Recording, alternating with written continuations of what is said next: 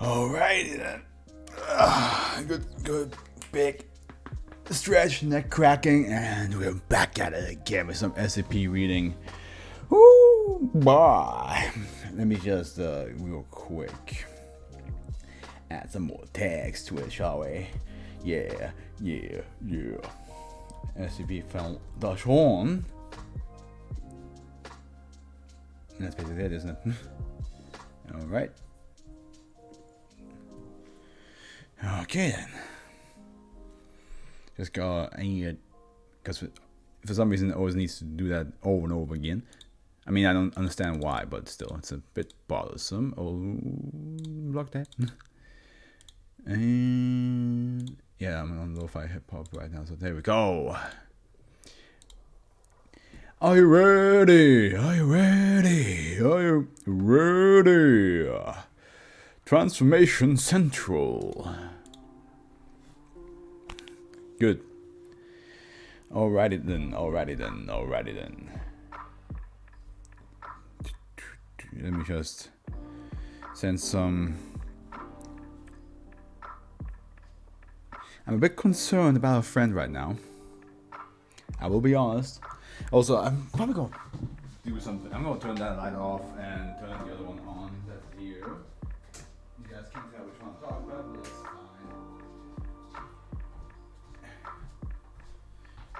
It will at least not look as bright. It's still bright, but you know.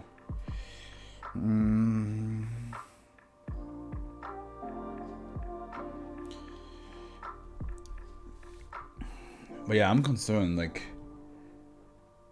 yeah, hopefully she's okay. She might text me, hopefully, soon.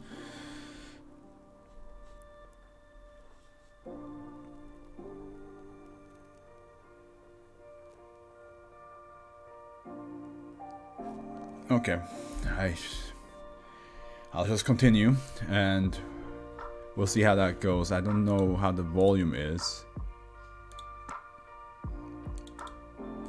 compared to how it usually is. You know what, I'm going to quickly plug my headphones into my computer here, my laptop, and just do a little check.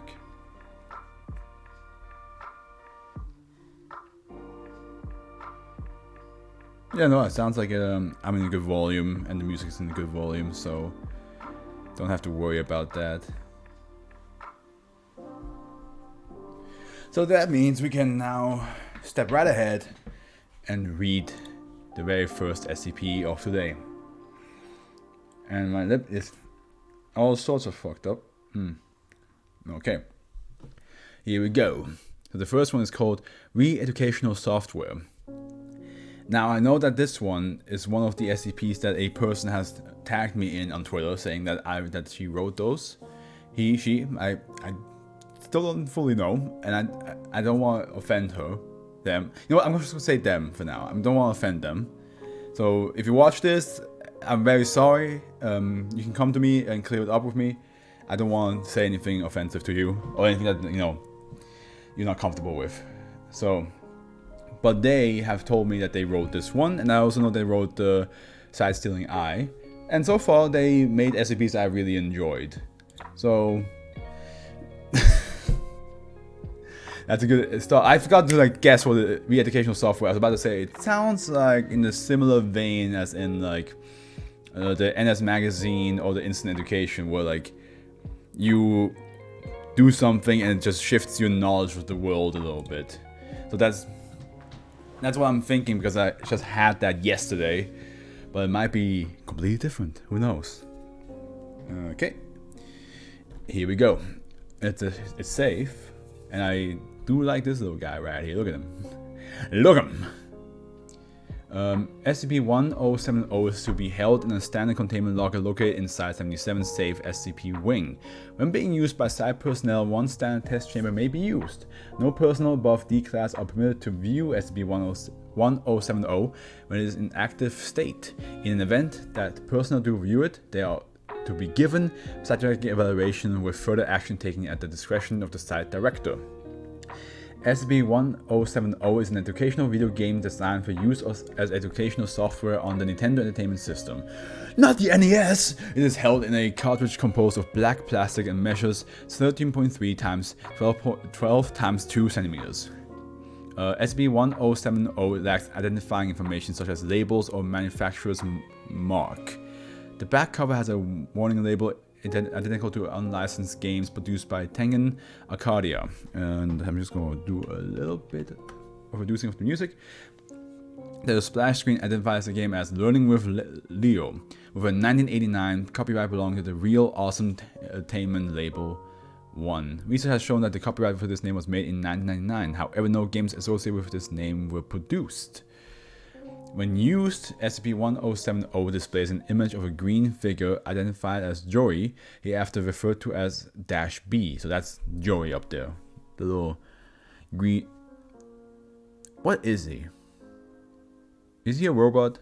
Because he has a little antenna right here, or is he something else? Yep. Who will ask the subject questions such as age, ethnicity, grade level, and eating habits. Okay. I was about to say, like, I don't think ethnicity and eating habits is that important if it's an educational thing, but maybe it's also going to teach you about your own culture or about other people's cultures, and it might teach you about, like, you know, what is the right thing to eat. Who knows? -B will respond to answers provided by the subject using simplistic language and gestures. When SCP-1070 is activated and used by a subject under the age of 14, it will function without any anomalous properties. -B will ask a series of mathematical, history, and basic scientific questions. -B will then show a score depending on how many correct answers the user gave. Of note is that -B will remember subjects who have used it in the past and is able to identify them by name. However, if a subject over the age of 14 uses SCP-1070, a different effect will occur. As the subject advances through SCP-1070's content, -B will begin asking more esoteric and incomprehensible questions, often using graphical errors and obfuscating graphics. Is this another SCP that's on link to? Yep, one in the far future. Well, far future, I say that. Far future. Like I said, it took me like a year to get through 500, so... To prevent subject from progressing during this time, subject will experience mental degradation. If SCP-1070 is played longer than 1 hour, the subject will have reverted to the mental capacity of a prepubescent. There we go. Subject appear to retain memories of their life prior to using SCP-1070, although their understanding of these memories is limited. Okay, that's why it's re-educational, because like, you just revert back to your younger self, and you basically are going through the world again, having to learn everything again. It will make frequent references to being broken or empty, and if given the opportunity, will attempt to utilize SCP-1070 in order to regain lost mental capacity. Testing has shown that SCP-1070 does not affect subjects after complete exposure, and will display no anomalous properties when utilized by these subjects. SCP-1070 was recovered from a rural home in Charleston, WV, USA. It came to the Foundation's attention after prominent local businessman Fred was affected by SCP-1070. Investigation into Mr's home showed that SCP-1070 has been purchased as a gift for his son, who suffered from Down syndrome. Mr. and his son were placed in the care of relatives, and SCP-1070 was classified as safe. Yeah, because it's one of those SCPs that you have to manually activate it if you want to have the anomalous trigger, so nothing to worry about. The following is a transcript from a video documentation of SCP-1070's effect. At 1:35 AM EST, D2146 activates SCP-1070 after the splash screen SCP-1070-B suddenly appears. Does he appear like this? I'm still trying to figure out like if he's supposed to look like three-dimensional, like this is like the body, and then like he's like looking at an angle where that is like the side of his head and that's like the back of it. No, that cannot be. It's probably just like that side looks like his eye, so it's probably just like, you know, overlapping pixels. Like over here is where the head would end, and then and then that side is this side just crossing over from the screen. I assume, I might be wrong. Hello there, Mel. Oh! Are you ready to play? Sure. What is the capital city of France? Paris? Your answer is correct. D2146 expresses enthusiasm. Can you count to 7? Sure. 1, 2, 3, 4, 5, 6, 7. You are correct again. Dash B begins displaying graphical arrows showing an image of itself with a bright red background. So that's probably the graphical arrow, but it's without the bright red background. It just seems to be a weird TV snowstorm.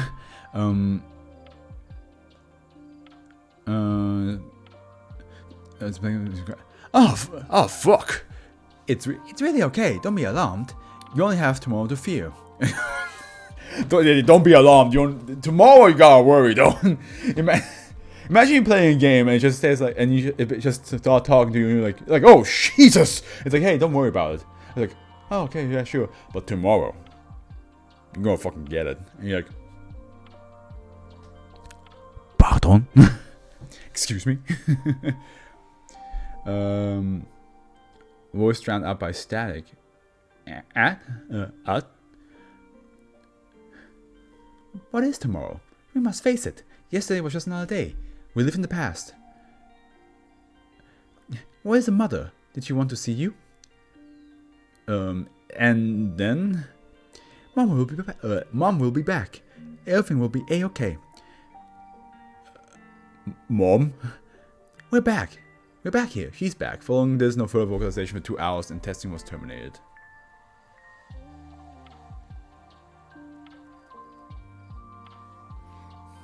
That's not the friend I was hoping for, but there's another friend I care a lot for, so.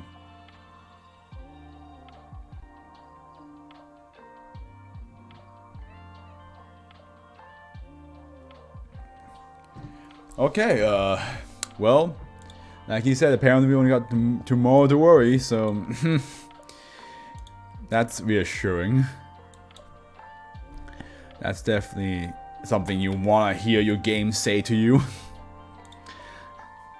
Don't be alarmed, just worry about tomorrow. Improvement test, okay. So we had a game about, that's on a childlike level, you know, 2nd grade level. And now we have an improvement test. So maybe this is a test you have to take and your body just naturally gets better at whatever thing you want to. Kind of like if you're like, oh, you don't understand, like for example, how fixing a car works, and then like you just do this test over and over and over again until you become like the best. No matter what the situation calls, you can always, you can just do it even with just sticks and stones. You're like, I know how to fix this car, and you just and it's like it works again. You're like, oh, leave it to me. That's what I this. Ooh, this is a thick one. Well, it's not really thick. Just the paragraphs are thick. Save. Euclid.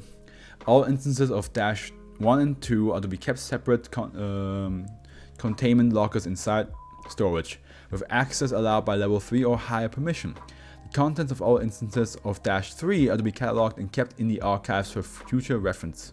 It should be noted that it is possible that not all instances of SCP-1071 have been contained, and that some may still be in circulation. During the school year, SAT testing should be monitored to detect possible instances of SCP-1071. Okay, so SAT test is involved in this, which I never had to take in my life. Like, I once practiced for it in school, but I don't think afterwards I took it. Unless part of an experiment, all test takers who receive a fail result are to be in isolation in order to prevent any repeats of Incident 15. Test takers with this result should be considered a minor cognitive hazard, and any aggressive action taken against them should be reported to doctor. If test takers is declassed, they may be exempt from retirement for no more than 5 weeks in order to study effects. It should also be noted that any attempt at causing grievous bodily harm to the test taker will result in a reprimand regardless of security clearance or position. SCP-1071 is the collective name for the answer sheets -1 and the test booklets -2 from the SAT reasoning test. When not being used, -1 and 2 are ordinary SAT testing materials distributed from the year 2000 till 2000 as of time of writing. Reading through them without meeting the activation criteria shows that the questions consist of several mathematics, literature, history, science, and language questions, as expected. There are currently instances of SCP-1071 in storage at site. SCP-1071 is activated when an instance of -1 and 2 are brought together, and the subject's name is inscribed upon the exterior of the booklets with a number 2 pencil.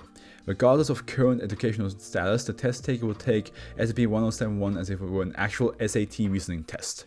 The subject can leave at any time, but doing so before completion of at least 60% of the test and or expiration of the testing period, determined to be 3 hours and 30 minutes. Imagine sitting in a room doing a test for 3.5 hours. That's the thing, right? A bunch of people did that. So, I'm so sorry, guys. Like 3.5 hours sitting inside a room just looking at paper you have to fill out or do. I'm sorry. I feel like any test should not be over an hour long. If high school taught me one thing, test over an hour long is near torture. That's a level of torture. Results in a failing grade. Attempts to observe the contents of -1 and 2 during the duration of the test are futile. The paper appears to be a normal SAT reasoning test to outside observers. After the test is completed, however, no results can be viewed on the answer sheet. In addition, the test taker cannot remember the contents of SCP-1071, even under hypnosis. They will, however, consistently mention that the essay questions was the easiest part of the test. Okay. Yeah, usually the essay questions are a bit easier. Because, well, depends, right? I think it depends. When it's an essay about what you think about certain things, then it's super easy. Just write your opinion and make it long. But if it's like an actual, like, you have to like reason something out correctly and give, I mean, that also can also be really easy. I struggled as a kid with that, but I think now I could probably do that better.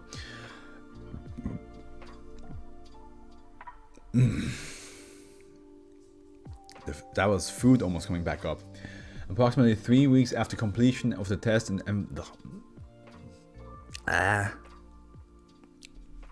the test, an envelope designated -3 will appear in the test taker's current place of residence, regardless of whether or not there is a mailbox or even a mail delivery service available. -3 will contain the result of SCP-1071. However, results will only have an anomalous effect if opened by the addressee. It should be noted that the results refer to SCP-1071 as the improvement test rather than the SAT reasoning test. The results of this test are not consistent with the scoring system for the SAT, instead of being calculated in a numeric value up to 2,400. The result instead takes the form of a form letter. The form letter informs to the test taker of one of 2 results. They either scored proficiently on the test, which produces no results, or they have failed the test. Test takers who receive the fail become the subject of passive-aggressive tendencies from other human beings. Subjects who have failed SCP-1071 have reported relationships failing, being fired from several consecutive jobs, having neighbors file petty complaints against them, and an increase in suspicion from law enforcement and government workers. Oh my god, so everybody just starts treating you like absolute shit if you fail this test. Just like my dad. No, just kidding. They all become your father, disappointed in you, want to leave. Test takers also report an increase in technology failing an incident of animal aggressiveness. As time progresses, these tendencies become more and more harmful to the test taker, escalating from various verbal slurs to assault, and finally to sexual crimes and attempted murder. Death of the test taker immediately ends all aggressive actions, often leaving the tormentors feeling remorse for the actions. However, in record instances -3 has come back without containing standard results. Instead, it contains a slip of paper with the words, "Congratulations, you've passed. You will come to collect you soon," written on it. That, as an SCP, that's already scary enough to read that, like, "We come to collect you soon." But also, if you think it's a normal SAT test and you read a letter of saying, "Congratulations, you passed, we're gonna come to collect you," I'd be like, wait, why are they coming here? I can just go there myself. Like, what? It literally sounds like you're about to get kidnapped. And there's apparently nothing you can do about it. I mean, in real life, you can just not be at home, but because they probably will come to that house and then ring, and then you're not there. But an SCP probably knows where you are anyway, so. Written on it. Okay, come to collect you soon, written on it. Within 24 to 48 hours of receiving this result, the test taker will experience feelings of euphoria and contentment. At 72 hours after receiving results, the test taker will disappear when unobserved. It should be noted that this is not a total disappearance. Items such as clothing, jewelry, dental fillings, and tracking devices will be left behind. As such, the whereabouts of test takers who receive a pass result are currently unknown, but theories include data expunged. This is a I haven't done this in a while. An SCP I can probably make a video about. It's been a while since I put any of them on the list, ever since I finished like writing all the scripts for this first season. So I should probably do that in the future again before I forget completely about it, because I'm pretty sure there's a couple ones I can actually start doing again, right? Improvement test, here we go.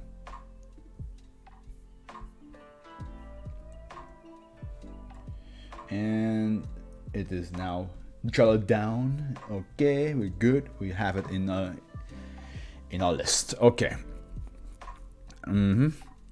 Incident 15. D58921 was selected for exemption from retirement after receiving a fail result from SB1071 in order to study the detrimental effects. D58921 has scored 92 below average on a standard IQ test and has a history of self-esteem issues, a factor which led to the imprisonment and eventually employment as D-class.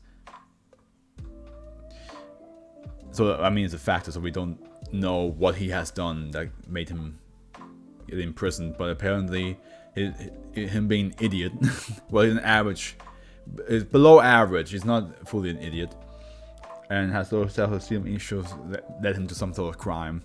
4 weeks after the result was received, D58921 attempted to ingest rat poison collected from the D-class kitchen. There's rat poison in the D-class kitchen? Why the fuck is there rat poison in the D-class kitchen? I feel like a lot of the D-class would probably use that as a weapon. They would just like smuggle that with them and then just one moment just turn around, just like make some one of the researchers swallow it. The following interview was conducted by Doctor with agent supervising. Okay.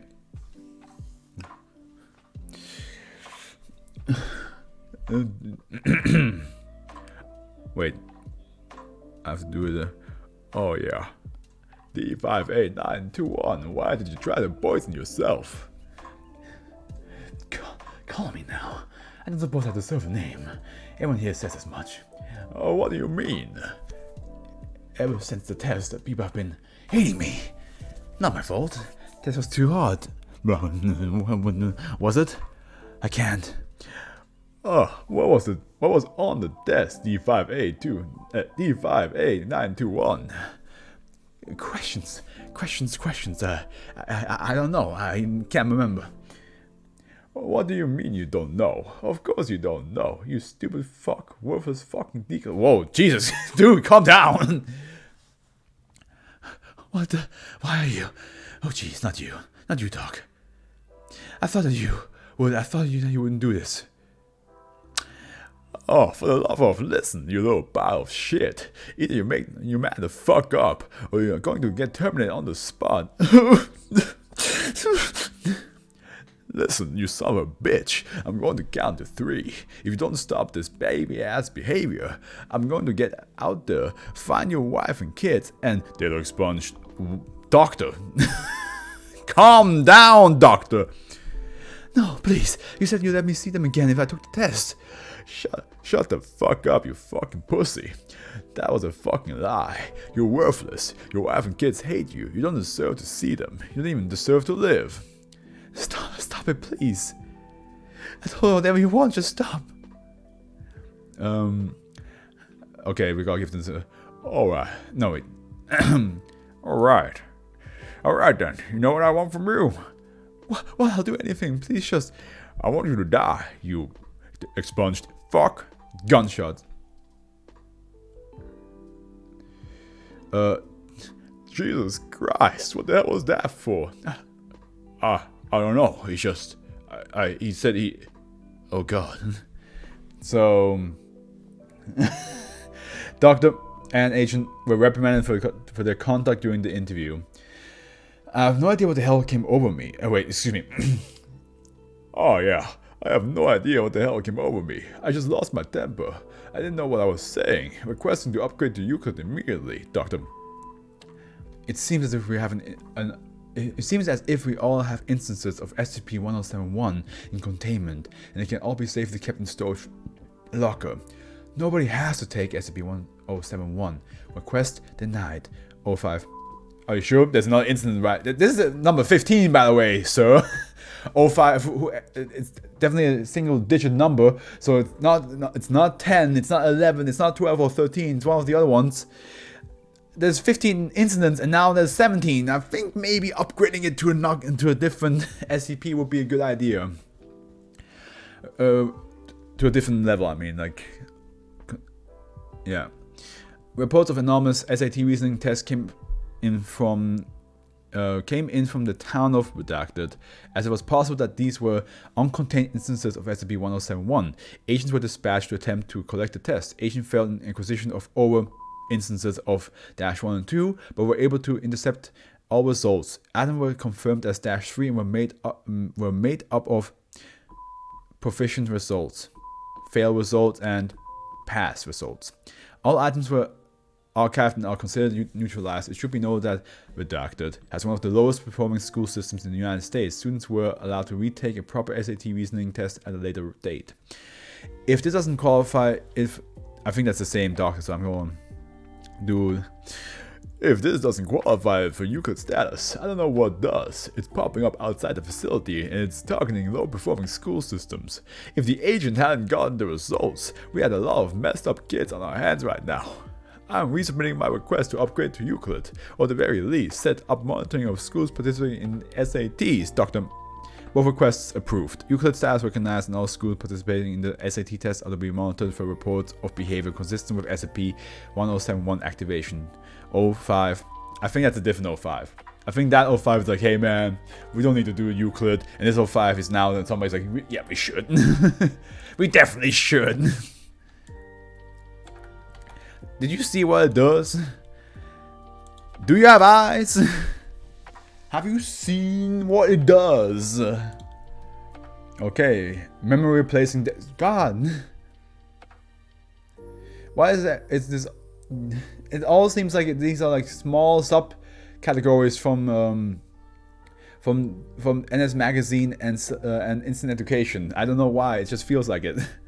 Memory replacing disk. Yeah, it's just as it says. It's a disk that replaces your memory. It probably like implements some random ass memories and you think it's yours. There's not really much you can do with that title. Like maybe it's something else. No, I think it's exactly what it is. Save again. So this technically third, but I mean the previous one was save and then became Euclid, so it's not. So this is the second save. Object is kept in a small case in the middle of a 20-meter square room. The door into the room is located in the corner so as to be more than 10 meters from the object. Only one person may be within 10 meters of the object when the case is opened.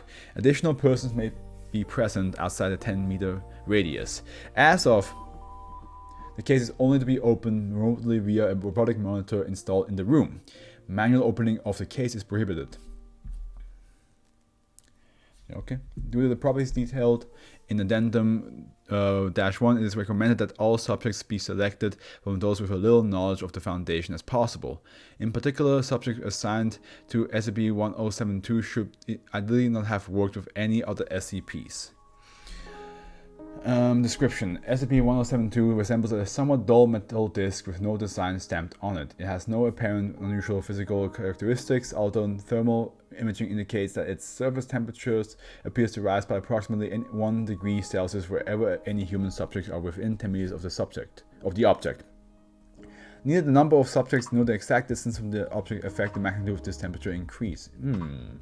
Interesting. So there's more than just that it replaces your memories. It seems to also like heat up the room to a certain extent. I'm not sure why it has that anomalous effect to it as well. But we shall keep reading and see what happens.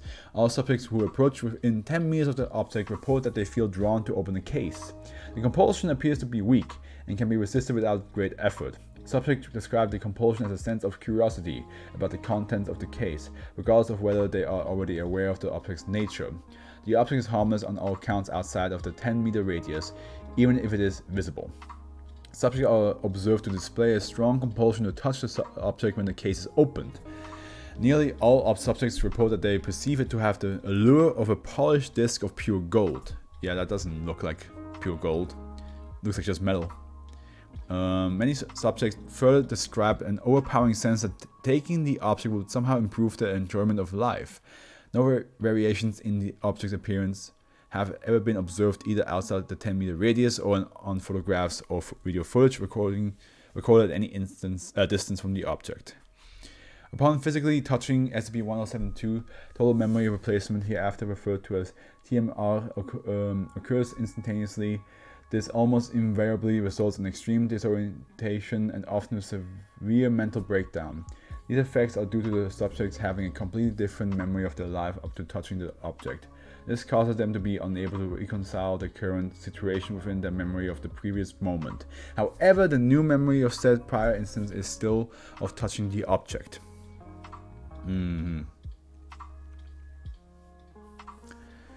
So they would think that if they had the object, their life will become better, and once they touch it, their memories just get rewritten completely. What the fuck is that?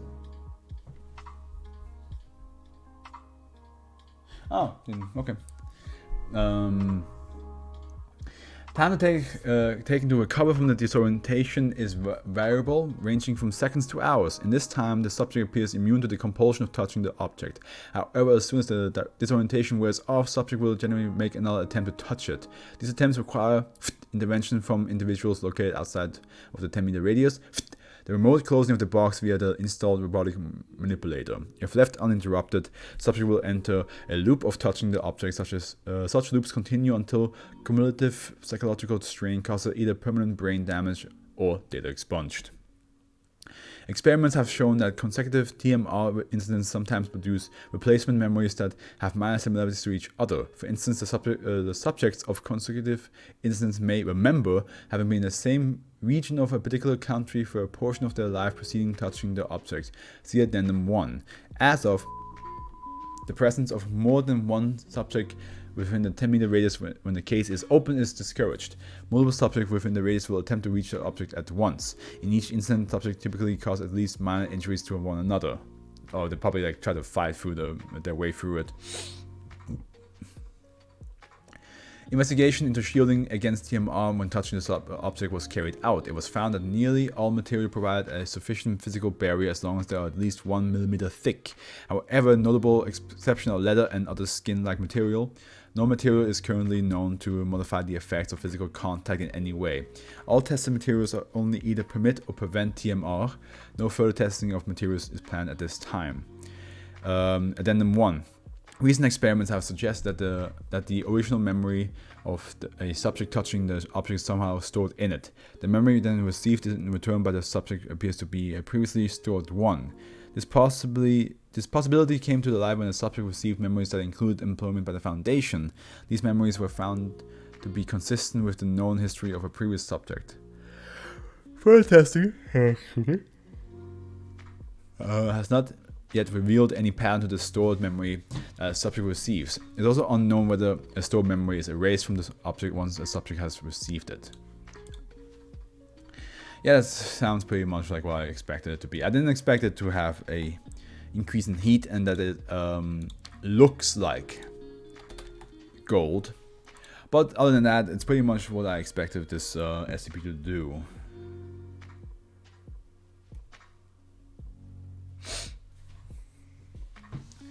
Okay, computing microbes. Huh.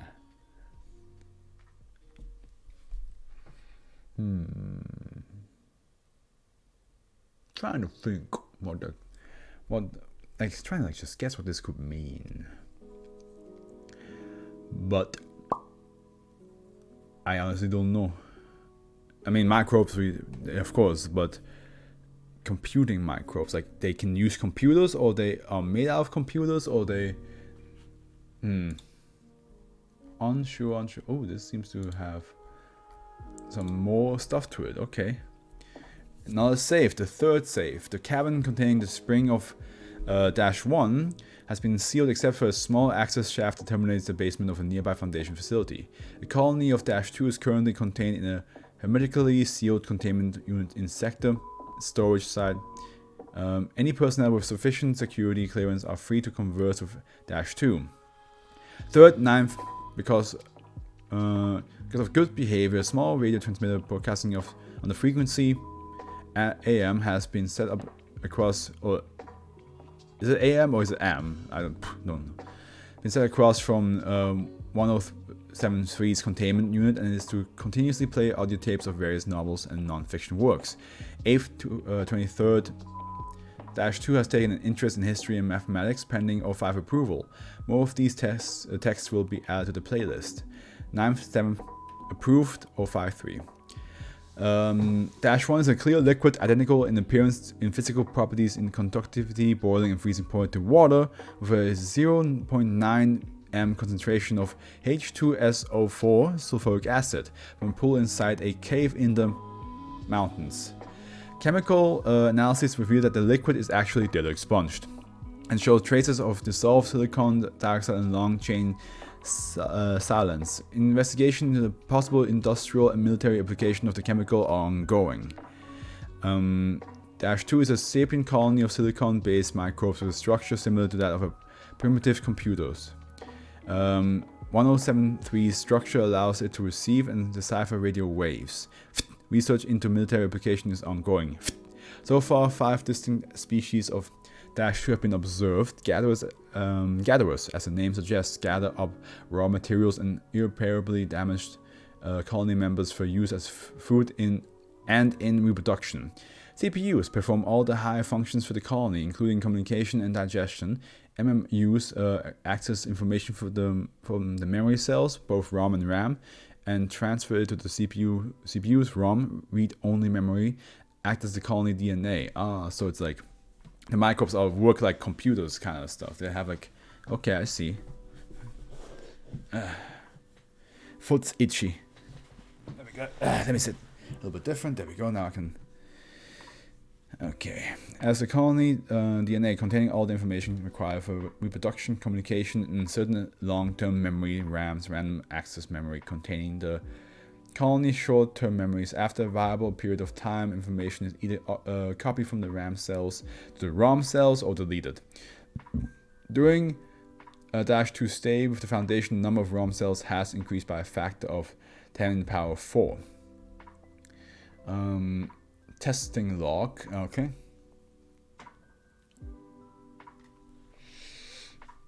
Test number 1, subject -1 and 2, freezing. Subject were thawed out with minimal damage but described the experience as unpleasant. Yeah, of course. What? Boiling. When vaporized, -1 reacts violently with data expunged, resulting in substantial damage to the containment cell and the deaths of 3 Foundation personnel. Yeah. That's the same shit they did to the water nymph. She was willing to like do tests with them, and then they froze and boiled her. Now she's clinically depressed. It's the same shit. Of course they're not gonna like that. You're gonna hate that shit. Don't boil them. Especially if freezing, they say like, yeah, we can feel it's uncomfortable. Then boiling would be the last thing you want to do. It's the last thing you don't want to do ever to them.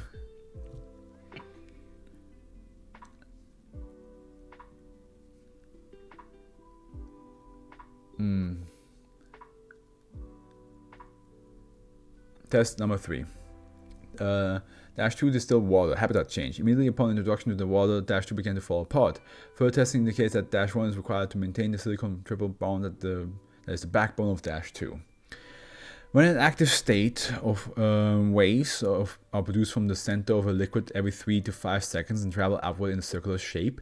Following the initial recovery in 19, it was believed that the waves were meaningless until an amateur radio operator found that the small waves averaging 8 centimeters in diameter and the large waves averaging 16 centimeters in diameter respectively correspond to the dots and dashes of Morse code. Until his death in 1993, Dr. carried out weekly interviews with SCP-1073 using a self-built radio broadcasting set. Below are some of the interviews of interest. So we have interview 1, the very first one. Communication type Morse code. Call and response questioning. 10732. Oh, is that how they say it? That's confusing that they just say 2 afterwards. Because if you say 10732, you think that means the 10,732, not 1072-2. Are you able to hear and understand me? I guess it's Morse code, right? So I guess I will just give it like.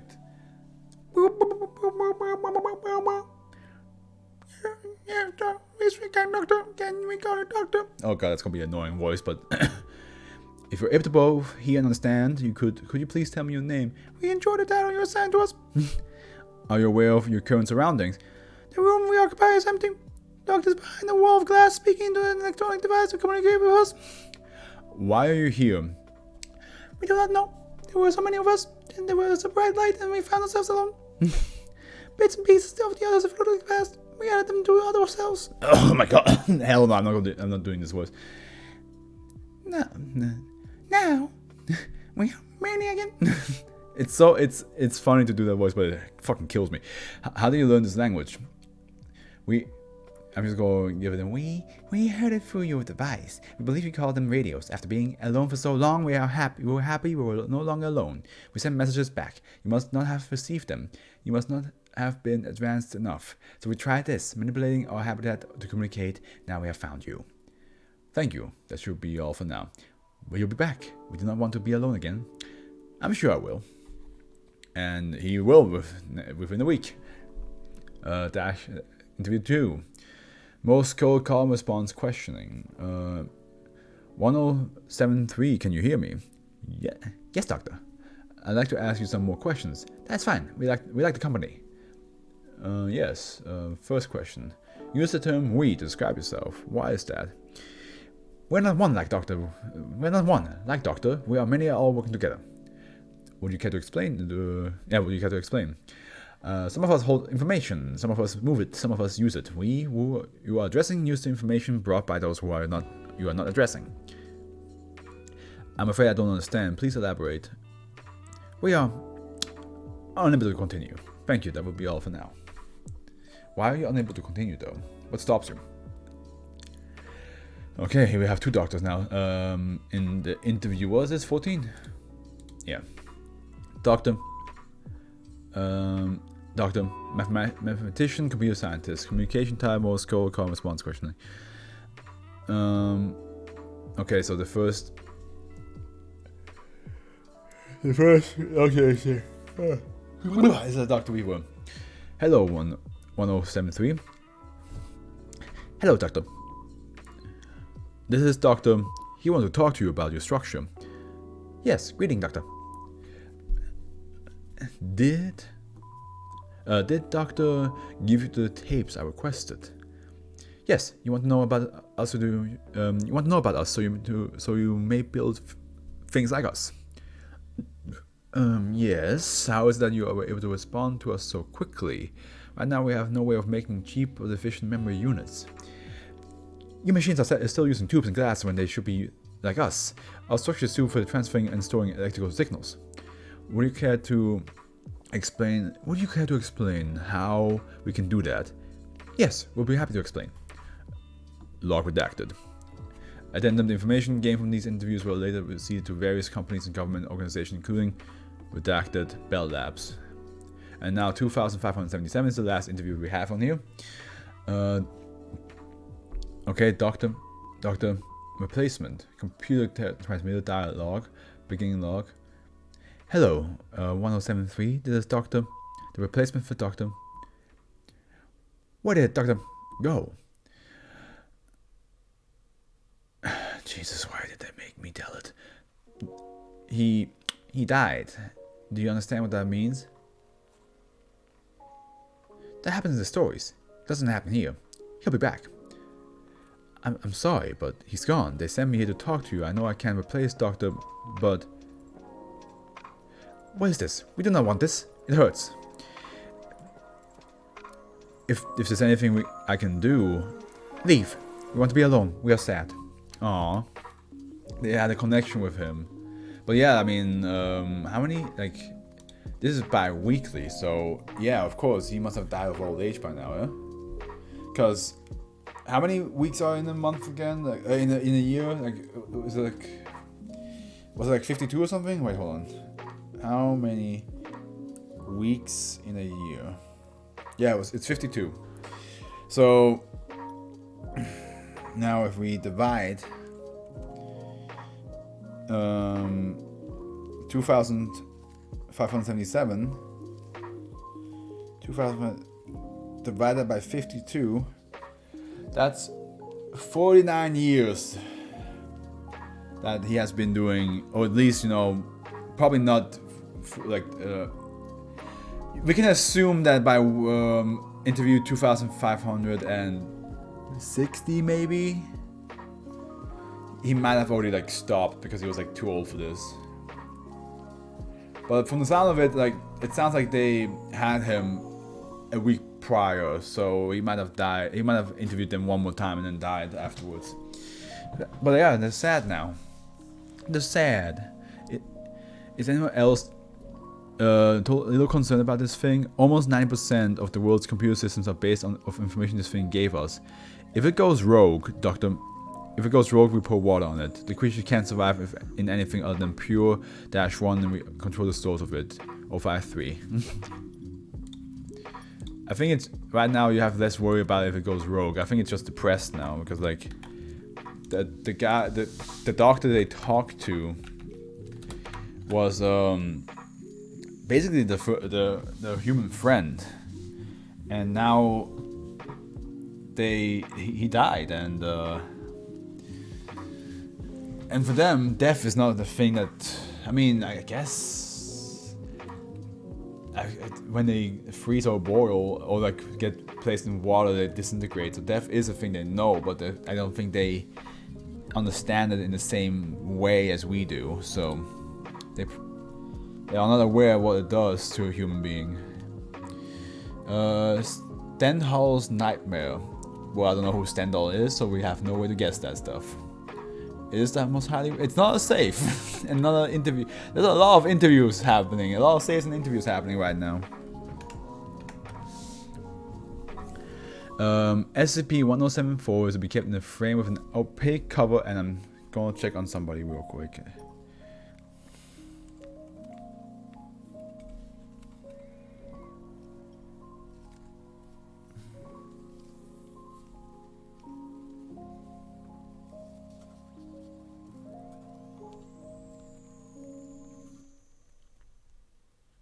There we go. To be kept in frame with an opaque cover in a locked archive room at Site 242. No personnel are to view SCP-1074 under any circumstances, with the exception of D-Class personnel undergoing testing. Any photography or video recording of SCP-1074 is to be conducted by remote-controlled drone. In the event of accidental viewing of SCP-1074, subjects to be dosed immediately with Class A amnestics and removed from the area where SCP-1074 is to be stored or tested. The person exposed shall report for psychiatric analysis every 2 days and receive additional amnestics as necessary for as long as the onset of exposure symptoms can be prevented. SCP-1074 is a portrait-sized oil painting on canvas produced by an unidentified artist. When photographed or videotaped, the entirety of SCP-1074 appears to be painted a uniform shade of gray, with distinctly visible brush strokes. Samples removed from SCP-1074 by remote-controlled drone have been identified as an oil-based gray paint of the type commonly available in art supply stores in the United States. Okay. That doesn't seem too bad yet, but of course, with everything the SCP Foundation does, it's like, oh, this is what it is. And you're like, oh, that doesn't sound so bad, but then this is what it does. And you're like, of course it does that. When SCP-1074 is viewed by a human being, the observer immediately begins to exhibit physiological symptoms similar to the onset of Stendhal's syndrome, a psychosomatic illness induced by exposure to emotionally moving or historically significant works of art.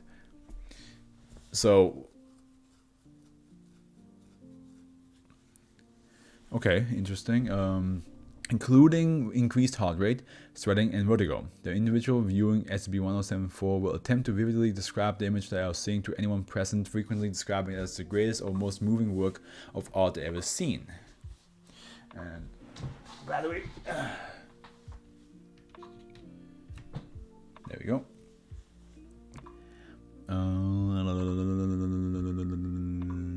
Statements from persons so affected describe it not as a blank grey canvas, but as a highly detailed painting of an inconsistent nature. No two individuals exposed to SCP-1074 have described the same painting. Recurring themes in subject statements describe imagery suggesting human mortality, individuals' insignificance, legal or moral judgment, religious eschatology, and redacted.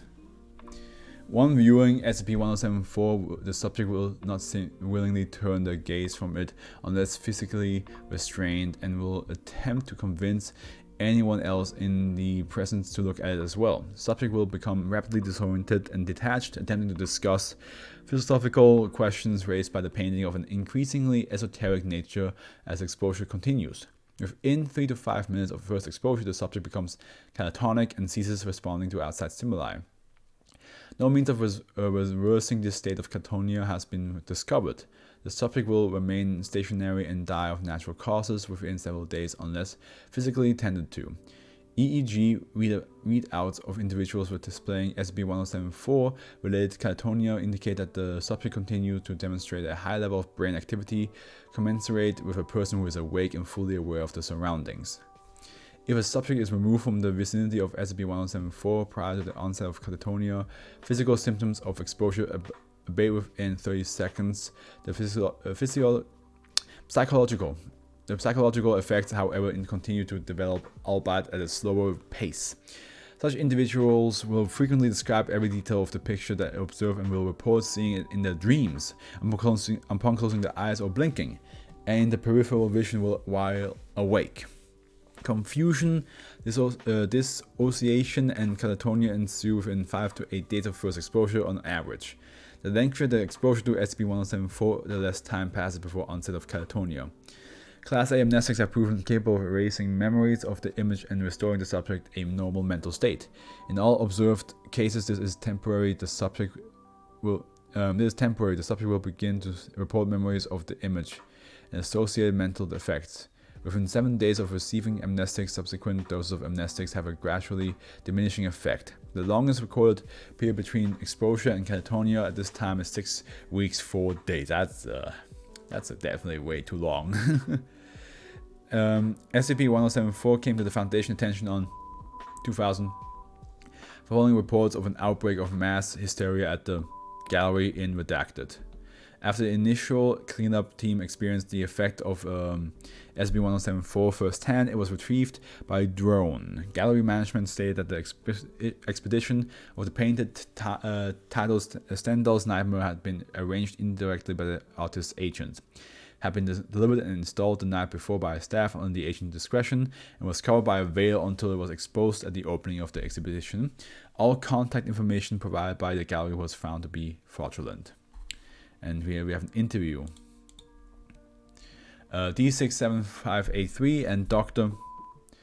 D67583, who entered the foundation custody after being convicted of the murder of his wife and children, a charge he vehemently denied in court, was exposed to SCP-1074 in order to determine his reaction in the length of time between first exposure and full catatonia. Ow, my nose.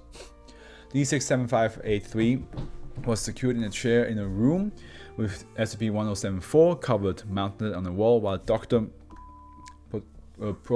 proctored from the other side of a glass window along the same wall, from which SCP-1074 could not be viewed.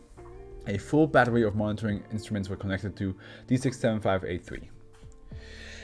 Alright. I'm running out of voices to do. Good afternoon, D67583. We are going to be conducting an experiment today. I'm going to show you a painting and I want you to describe what you see. Do you understand? Yeah, can we get on with this? I'm fucking missing lunchtime right now. Doctor presses a button on his console, withdrawing the covering and exposing SCP-1074 to D67583. Instruments indicate immediate onset of physical symptoms of SCP-1074 exposure. Well, what do you see? What the fuck, man? You think this is funny? I assure you, I'm not laughing. What do you see? What's the fucking idea? Why am I in this painting? I do not know the contents of the painting you are viewing. I do not know the contents of the painting you are viewing. What are you doing? I'm on my knees. I'm crying. Why am I crying? What the fuck? Please continue. There's flames everywhere. I'm surrounded in flames. The ground's on fire and all the buildings in the background are on fire. Is this supposed to be me in hell? And he's there too. Who else is there in the painting? Jesus? Jesus fucking Christ, this ain't funny. Do you wish to end the experiment? The experiment? No, This is really something. Please tell me who else is in this painting then. I told you, Jesus Christ, he's standing right there in front of me. Just looking at me, scowling. He's mad at me. He's holding some things in his hand. What kind of things? He's got a sword, all covered in flames like everything else, and he's holding up a scale in the other hand. It's got a heart on one end and an apple on the other. The apple's heavier, he's judging me. He's saying I'm guilty. Is that true? No, I told him. I said I plead. D67583 is signed for 14 seconds. Are you still with us, D67583? He's right. I am guilty. I killed them all. I lied to everyone. They all must have known. They always known. It's obvious. Can't you see? I'm not allowed to see the painting. What should I be seeing? It's all in here. That look on his face, he knows. Of course he'd know. And in his eyes, I can see it. It all makes sense. What makes sense? I am nothing. I am everything. Everything is nothing. Nobody is anything. Not even you. You don't exist. I beg your pardon? Pardon? Nothing that exists. We're all imaginary. We dream in the mind of the dreamer. The dreamer doesn't exist either. One day he'll wake up and none of us will exist unless we can make ourselves exist.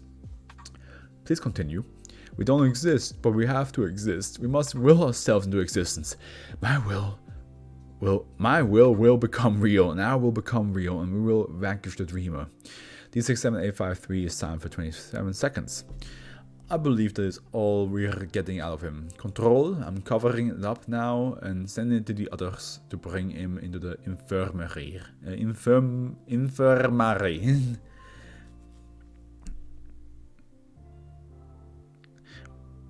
Wait, I have one more question. Yes? D67583 is signed for 17 seconds. What is your question? Are we cool yet? End log. D67583 was pronounced catatonic 4 minutes 37 seconds after initial exposure. Investigation into a potential connection between SCP-1075 and the organization known as Are We Cool Yet is pending. What? That's a weird... I think that's a bit of a stretch. But sure, yeah, go ahead. Looks like he had an awakening. He reached enlightenment and confessed. Damn, boy. There she is. Okay, let me just really quickly listen to this. I'll be right back. Let me just bam.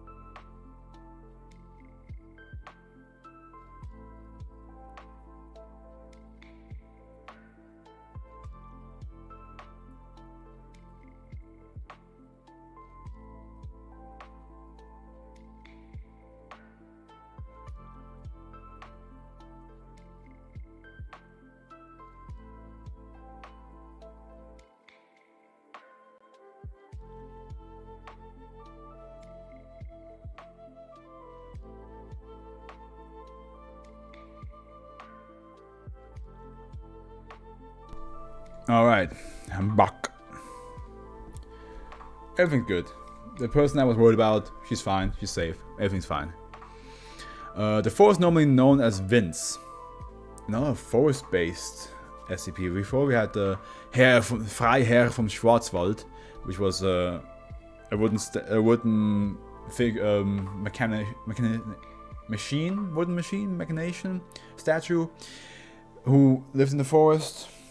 But now we have another thing, the forest, but this time it says the forest normally known as Vince. So that almost sounds like a human being that transformed into a forest. Like he died and then just sprouted a whole forest around him. Okay, we have a second Euclid. And we have a... Is this another interview? My god, we have a lot of interviews to go through this time, don't we? This is the 10 SCPs with a lot of interviews to go read. Okay. Adjunct Site 13 is to be utilized for direct monitoring of -1. The property containing -1 has been purchased by Southern Crosscut Pines. The property is to be surrounded by fencing to prevent unauthorized entry. Foundation agents located in Adjunct Site 13 are to patrol the fenced perimeter regularly for unauthorized individuals. Any unauthorized individuals are to be removed from the property immediately. Under no circumstance are individual trees considered part of -1 by local residents to be damaged by Foundation activities.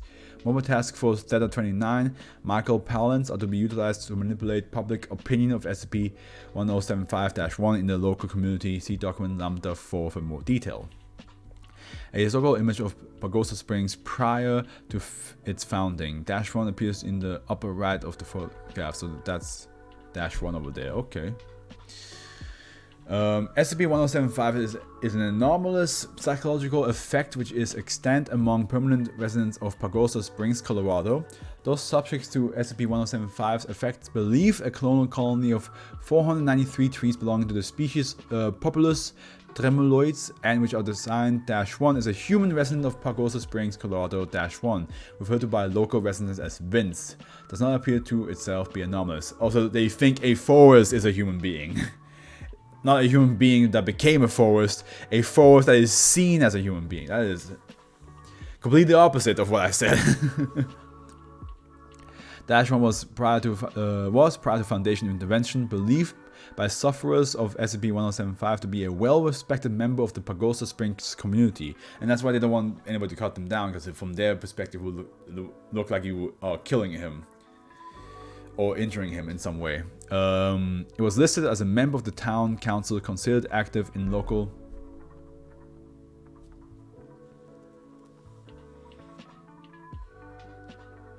Oh.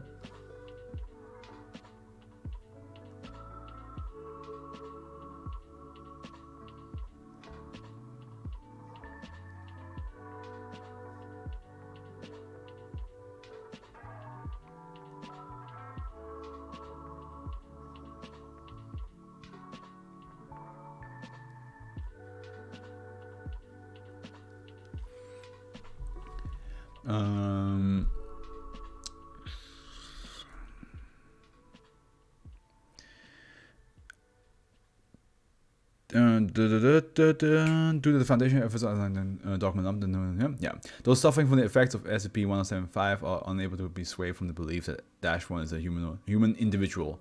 The majority of long-time residents are able to recall detailed and intricate memories relating to interaction with -1. Furthermore, the county registrar's office, along with several other local organizations, have several official documents on file relating to -1. The following is a list of pertinent extant documents. And here it says short documents, and here we go. A birth certificate dated the February 10th in the year 201 AD. The picture shows the forest. A driver license pictured right. Oh my god. Printed spelling of Aspenson appears to contain an error. The spelling it's Absenson does not match the signed spelling nor the spelling in any other documents. A marriage certificate between Vince Aspenson and an individual known as Elizabeth Aspenson ni Albarida. Court documents relating to a divorce settlement with Elizabeth Aspenson. There was a divorce settlement.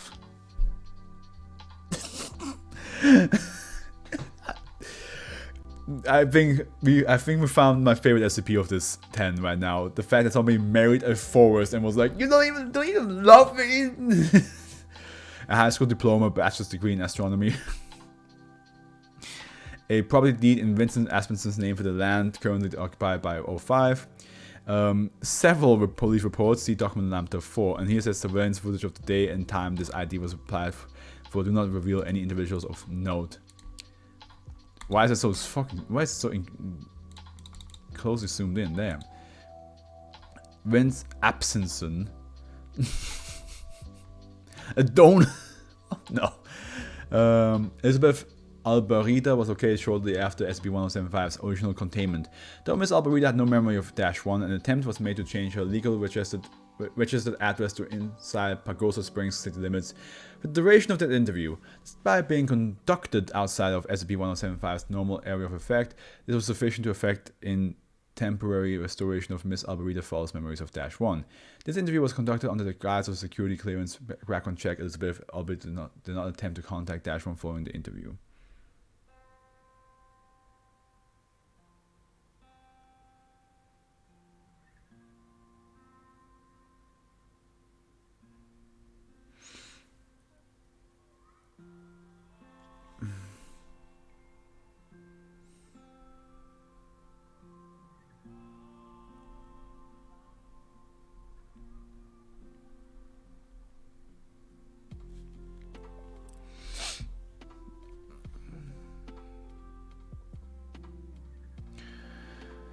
Okay, date 18th, October 18th, 2012. Agent Malcolm, Elizabeth Albarida, Elizabeth Albarida's domicile.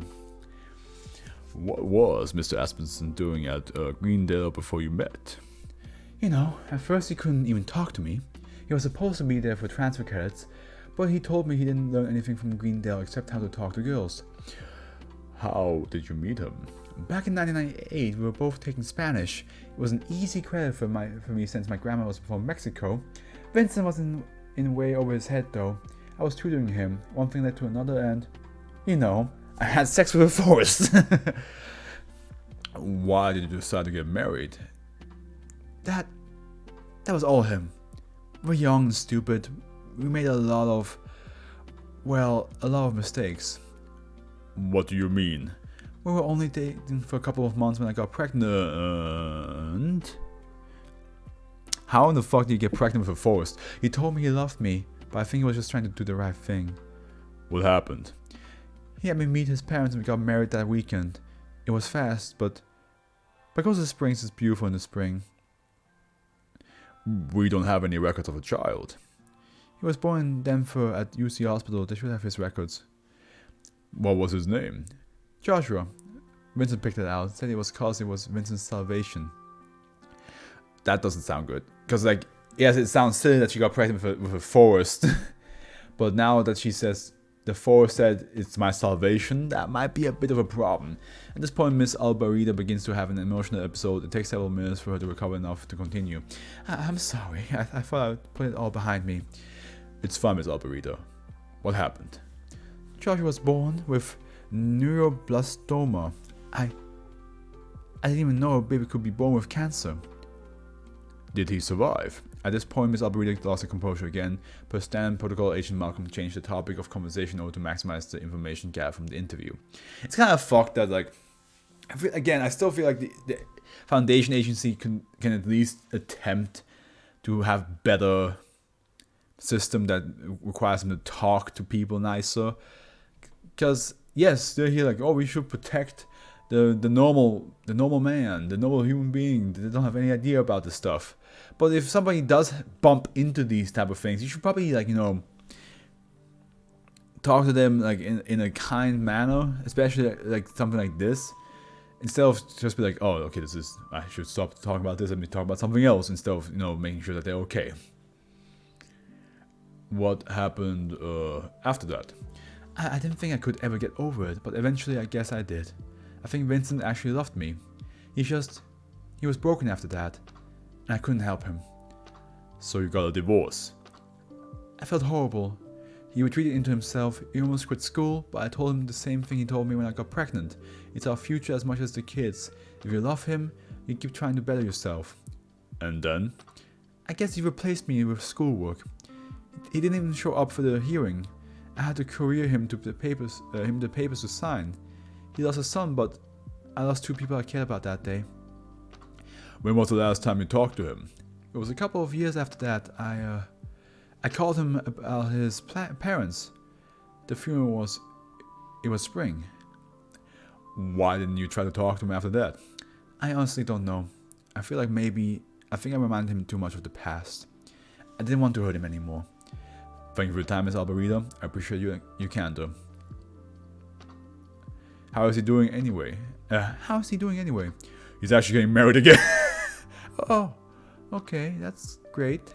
While this is untrue, it was deemed the best response to eliminate the possibility of Miss Albarita contacting -1 if the anomalous memories could not be eliminated.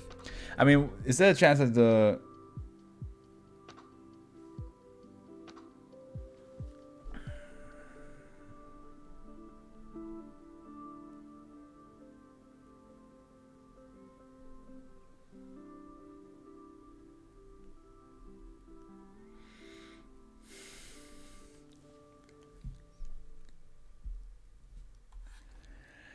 Following this interview, Miss Albarita's legal residence was switched.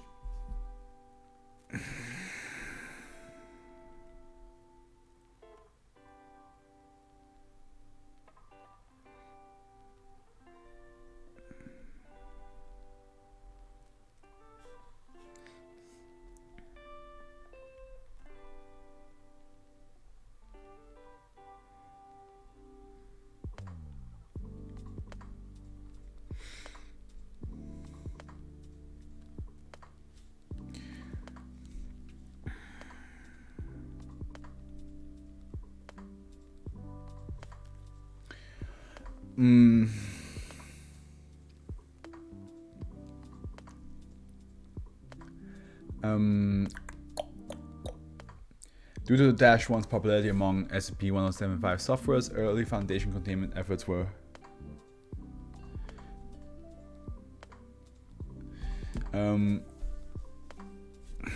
God damn it.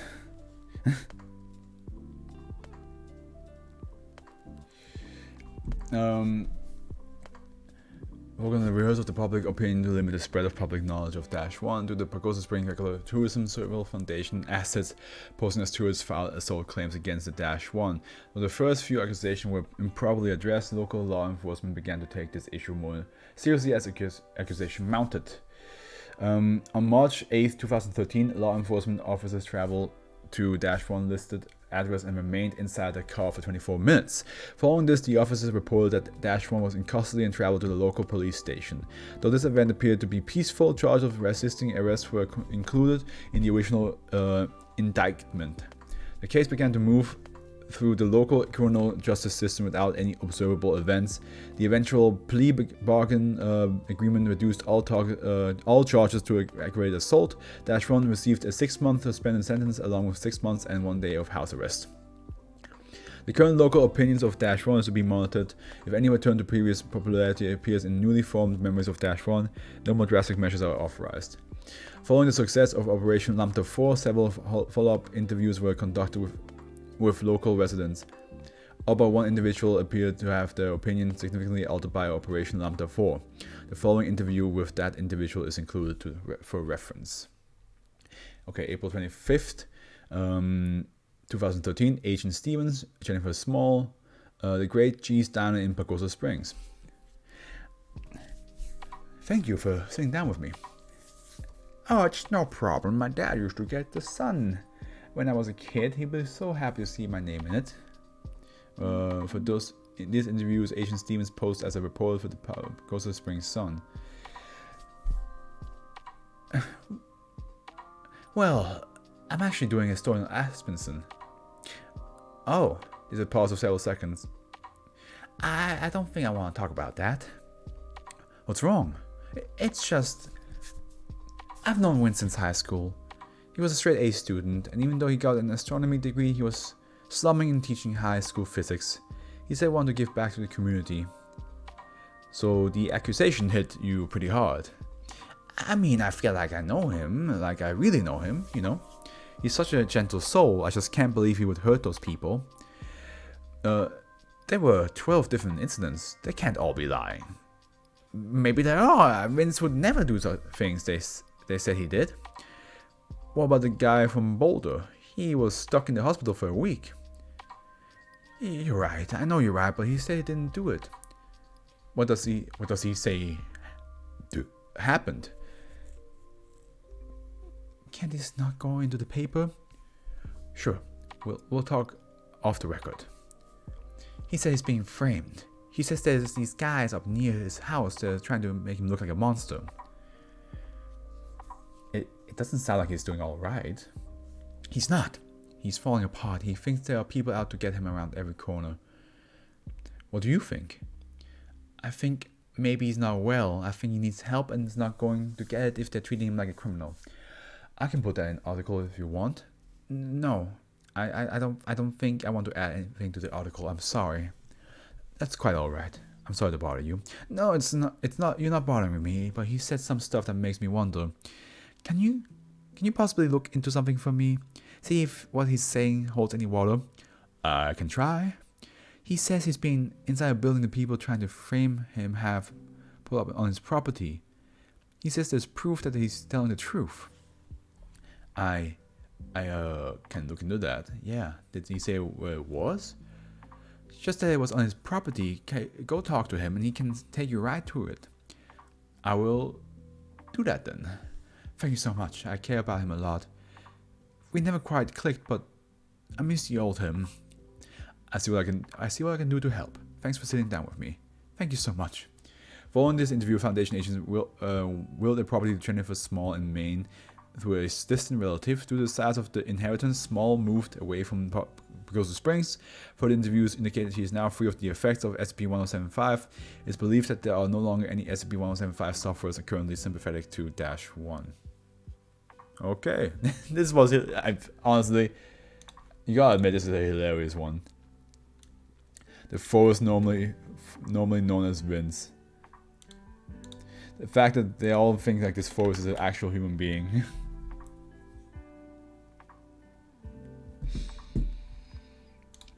The only child. I don't know why I immediately thought of Omen. Because wasn't... Wait, Omen... Did the kid in Omen have siblings? Or no, wasn't the kid in Omen a single child? And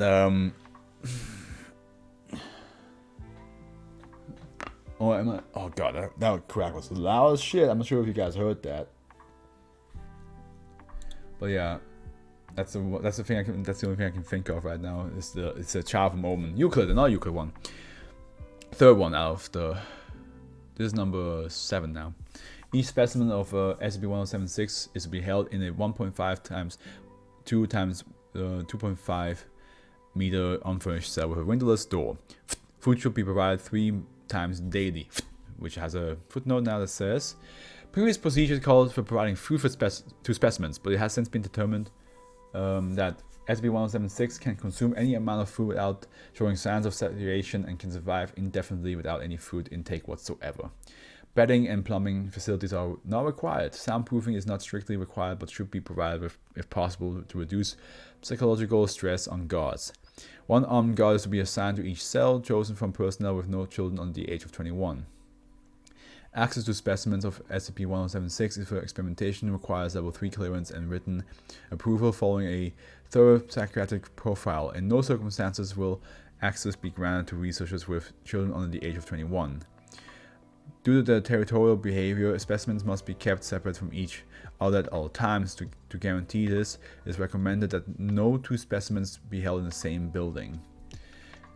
Okay, instances of SCP-1076 appear to be children between the age of 3 and 5 with an unwashed appearance and long matted hair, barefoot and dressed in ragged clothing. Cursory physical examination reveals signs of moderate to severe malnutrition, bruising and scarring consistent with physical abuse. Okay, that's worrisome. Specimens of both sexes have been encountered and normally appear to be one of the majority ethnicity of the place of discovery. So it's basically like a random child that just pops up that looks like they weren't taken care of at all and they got abused. So that's already like by itself that's worrisome. Like imagine you're just on the street and that's a child that you just come across.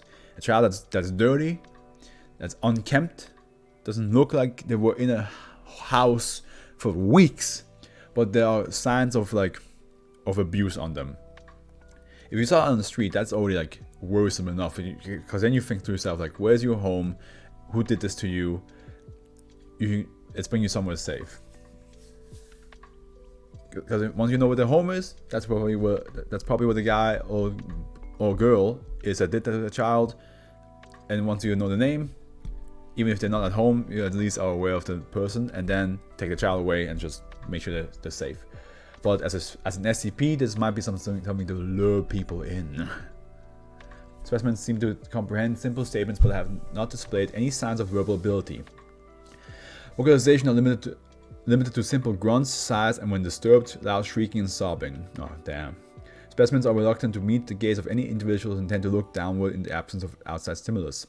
They will respond to simple questions by nodding in the affirmative or negative.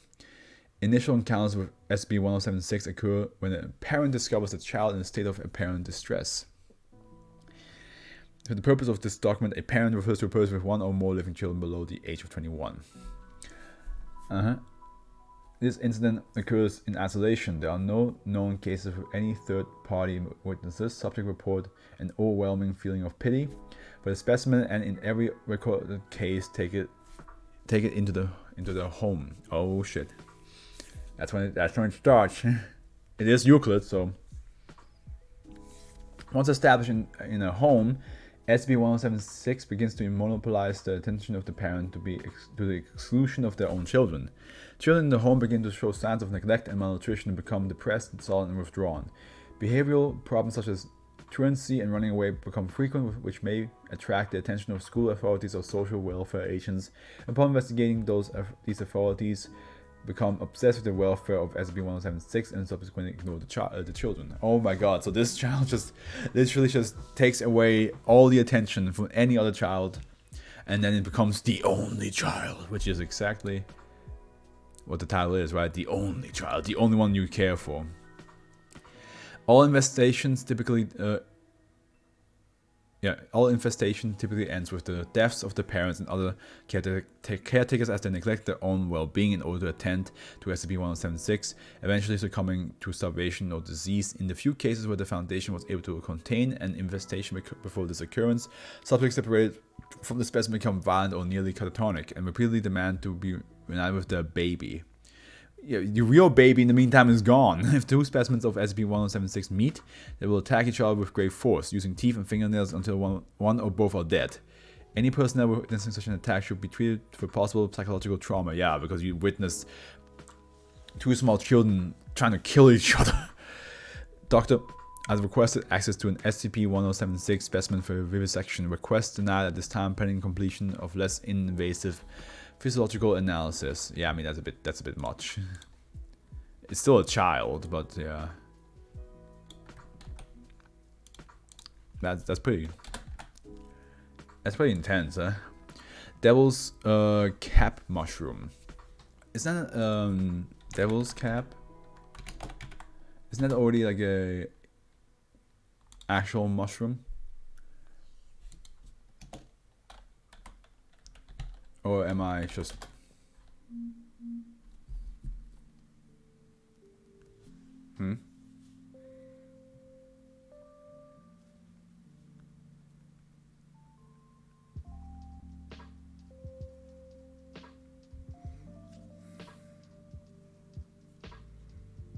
Something's going on.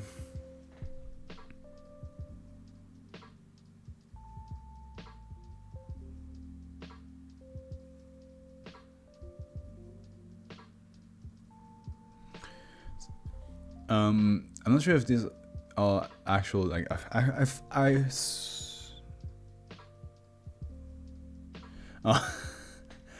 that's not what I expected. I thought Devil's Cap Mushroom was an actual thing, but I guess not.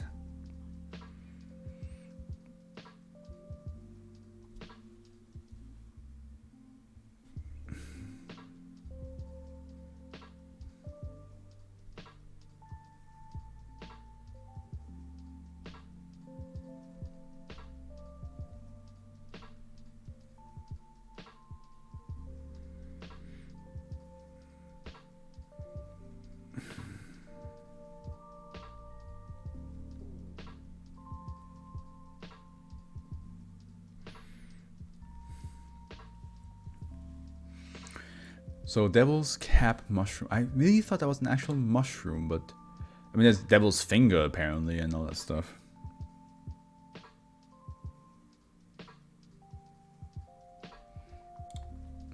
Well, let's see what it all is about. Euclid.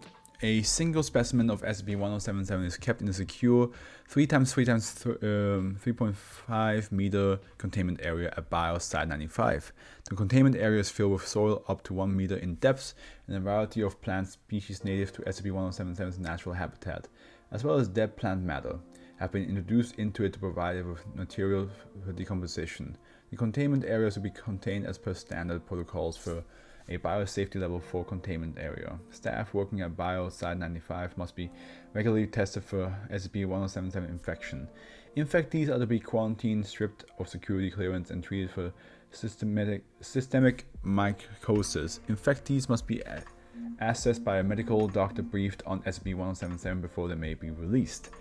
Instances of SCP-1077 found in the wild will be destroyed immediately using fungicidal... Is that how you say it? Compound 82A, and the surrounding area must be monitored for 2 months in order to ascertain possible SCP-1077 resurgence. MTF-7, the glass jaw, is charged with eradication of the wild population. Current target date for eradication of the wild SCP-1077 population is set at... Should SCP-1077 infectees appear outside of Foundation custody, they are to be immediately taken into custody or terminated. SCP-1077 infectees not affiliated with the Foundation that are currently in Foundation custody are to be treated for systemic mycosis and released following administration of an appropriate amnestic. SCP-1077 infectees are to be considered level 4 biohazards and must be treated or transported in accordance to biohazard protocols. Testimony of SCP-1077 infectees is to be considered suspect. The bodies of all casualties exposed to SCP-177 must be incinerated immediately.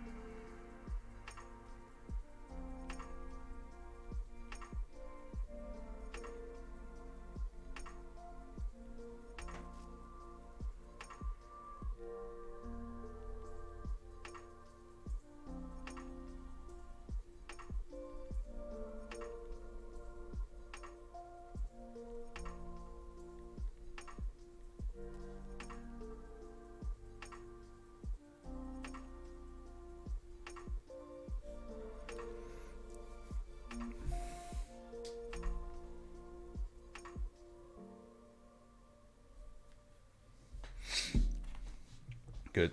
Looks like that's cleared up. I hope. SCP-1077 is a species of fungus bearing a distinct resemblance to some member of the genus Agaricus of the family Agariaceae. It is native to the temperate woodland of Redacted and has a relatively limited range within this area. The fungus grows in soil and produces a fruiting body with a fleshy grilled cap and stalk, while white in coloration, unlike most members of this genus. SCP-1077 produces extremely small translucent spores which are largely invisible to the human eye. SCP-1077 does not present overtly anomalous properties unless its spores are inhaled, while the anomalous effects are present in animals. They are most notable in humans. When its spores are inhaled in sufficient quantities, SCP-1077 has a roughly 70% chance of reducing systemic mycosis of the respiratory tract, although this is greater amongst those with compromised immune systems. The spores settle in the throat, windpipe, and lungs and begin to grow. SCP-1077 infection has no apparent symptoms for several days after infection. After this, it begins to cause minor irritation to the throat and chest area, as well as causing bouts of coughing in infectees. However, symptoms rarely progress far beyond this state, and many infectees mistake symptoms for a common minor illness. So far, it just sounds like a poisonous mushroom. Well, here we go. However, approximately 12 to 18 days after initial infection, the primary anomalous effects of SCP-1077 infection become apparent. Through a currently unknown mechanism, the fungus will alter the vocal patterns of the infected. Oh god, so one moment they just speak like this, and next thing you know, you gotta sound like this the whole time. This causes humans infected by the fungus to, when speaking, make comments other than those the speakers had intended. Oh shit. This begins as slight mistakes or replacement of single words, but rapidly develops into a state where the fungus appears to be able to manipulate the host's voice completely. The condition appears to have some effect on perception as well. Subjects often fail to notice the changes in the speech unless it is brought to their attention, and in some cases will fail to notice they have spoken at all. Kind of like what Naranja had to deal with in JoJo's when, I forgot what the stand name is called, the little like tongue thing that is like spoke for him, right? where he basically said the opposite all the time, so... changes in vocal patterns are diverse, initially completely incomprehensible to outside observers, but rapidly becoming more coherent as the condition progresses.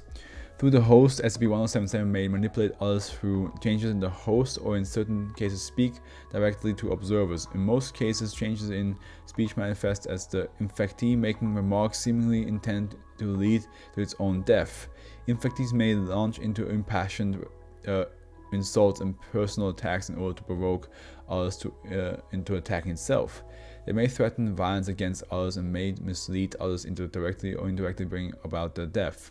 SCP-1077 can utilize any pertinent information available to the host in order to further this effect. However, certain instances of SCP-1077 display other, more varied vocal alterations not necessarily engineered to result in the host's body's death, either manipulating people. Oh god, I see another interview down there. Around the host through alteration in the language or in order to directly She didn't send me another message, address others. The entity responsible for these alterations appear to be intelligent and capable of extensive forward planning and deception in order to achieve its goal, which appear to be the propagation of SCP-1077. Each infection of SCP-1077 appear to have a unique identity and refers to SCP-1077 species in general as the people, and other distinct SCP-1077 instances as their siblings. Instances of SCP-1077 appear to vary wildly in personality and in individual intelligence. Instances of SCP-1077 appear to be able to communicate with each other in some manner and transfer information. SCP-1077 infection does not necessarily lead immediately to the development of anomalous effects, and as a result, SCP-1077 infection may not be outwardly identifiable as such for extended periods of time, since the entity will sometimes go to extreme lengths to conceal itself after an unknown amount of time. SCP-1077 can begin to affect other forms of communication by the subject, including sign language, writing, or typing. It should be noted that SCP-1077 cannot affect the host in any way other than altering methods of communicating. Other activities undertaken by the host are unaffected. And then 1. When SCP-1077 was initially contained, its capabilities for altering written documents and its apparent sapience were not discovered, and its virulence was severely underestimated. Flawed containment procedures written at the time resulted in the prolonged containment breach lasting for at least 21 days, during which a significant amount of Bioside 95 staff were infected by SCP-1077, with the breach only being discovered upon an external examination prompted by reports of record numbers of work-related deaths and incidents of professional misconduct at site.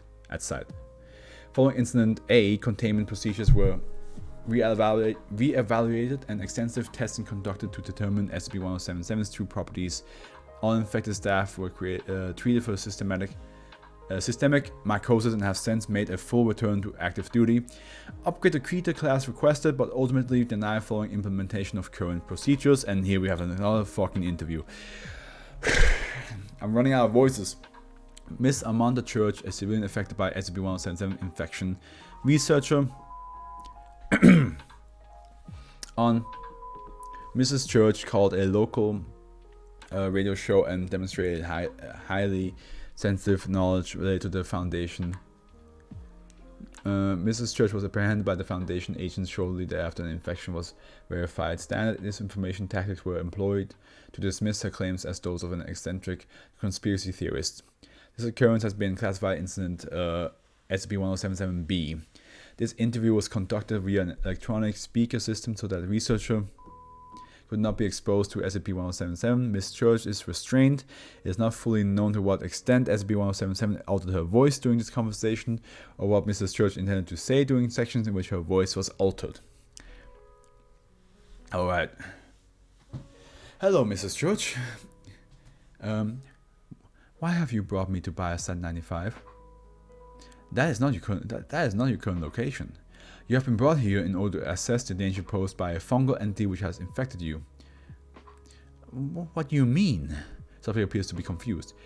You are infected by an unusual strain of fungus capable of altering your voice. Please do not panic. You will be allowed to leave should you cooperate.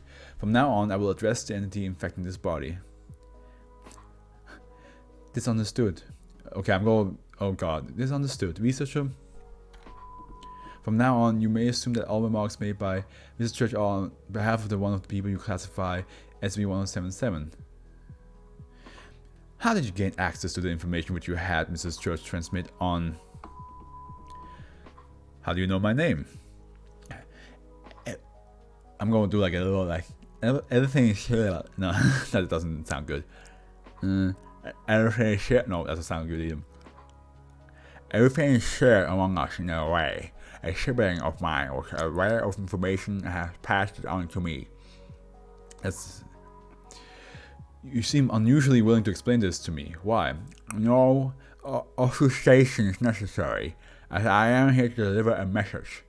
The information I have coerced Miss Church into transmitting was both a ploy to attract attention and also demonstrating of power. What is your message? Release my sibling at once, or else the next body will find will reveal far more damaging information about the organization. You want us to remove containment on the specimen of SCP-1077 currently in containment. In essence, yes. Cease this persecution of the people and of our sibling, or we will use the information of our sibling have previously acquired from operatives. That is all. We will consider it. We will live to spread, let us spread, or suffer the consequences. Closing statement: Mrs. Church was treated as per standard procedure and her body incinerated following this interview. Jesus, they burned her. Burn him! Since incident-B, instances of SCP-1077 infection have occurred, of which led to an attempted breach of secrecy. No information has been released which was not consistent with the information known to personnel involved in Incident A. So far, standard disinformation and tactics have proven effective at combating breaches of secrecy caused by SCP-1077. Relative remoteness of the fungi, the habitat range, and lower rate of human contact have largely prevented SCP-1077 from becoming a major threat to Foundation security. Further interviews with other SCP-1077 instances have indicated that SCP-1077 does not present a united front in opposition of the Foundation, and many instances of SCP-1077 are not interested in further hostile action, considering such actions to be unnecessary and antagonistic. Due to SCP-1077's largely hostile intent, currently uncontained nature, and persistent ability to cause information leaks, the stated mission of Mobile Task Force Zone 7 has been modified to include attempted eradication of SCP-1077 from its environment. I mean, yeah, it's basically it has a lot of chance to do some information leak, right? So you want to get rid of that as much as fast as possible. Site stealing eye. Now that's the next one that the person on Twitter has told me that they worked on. Or I mean that they wrote it. So not worked on, they wrote it. Oh god, this is a long one. It's been a bunch of Euclids in a row now, eh?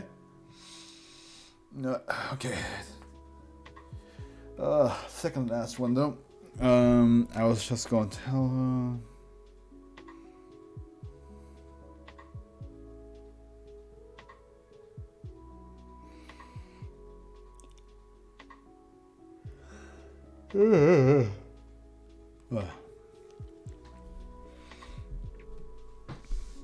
Save. Euclid. SCP-1078, my eye is itchy, is to be stored in a cubicle box composed entirely of HDPE plastic at a thickness of no less than 5 centimeters. This box is to be suspended at all times in a Faraday cage with mesh of no larger than 0.05 mm and with dimensions of no larger than 1 by 1 meter cubed.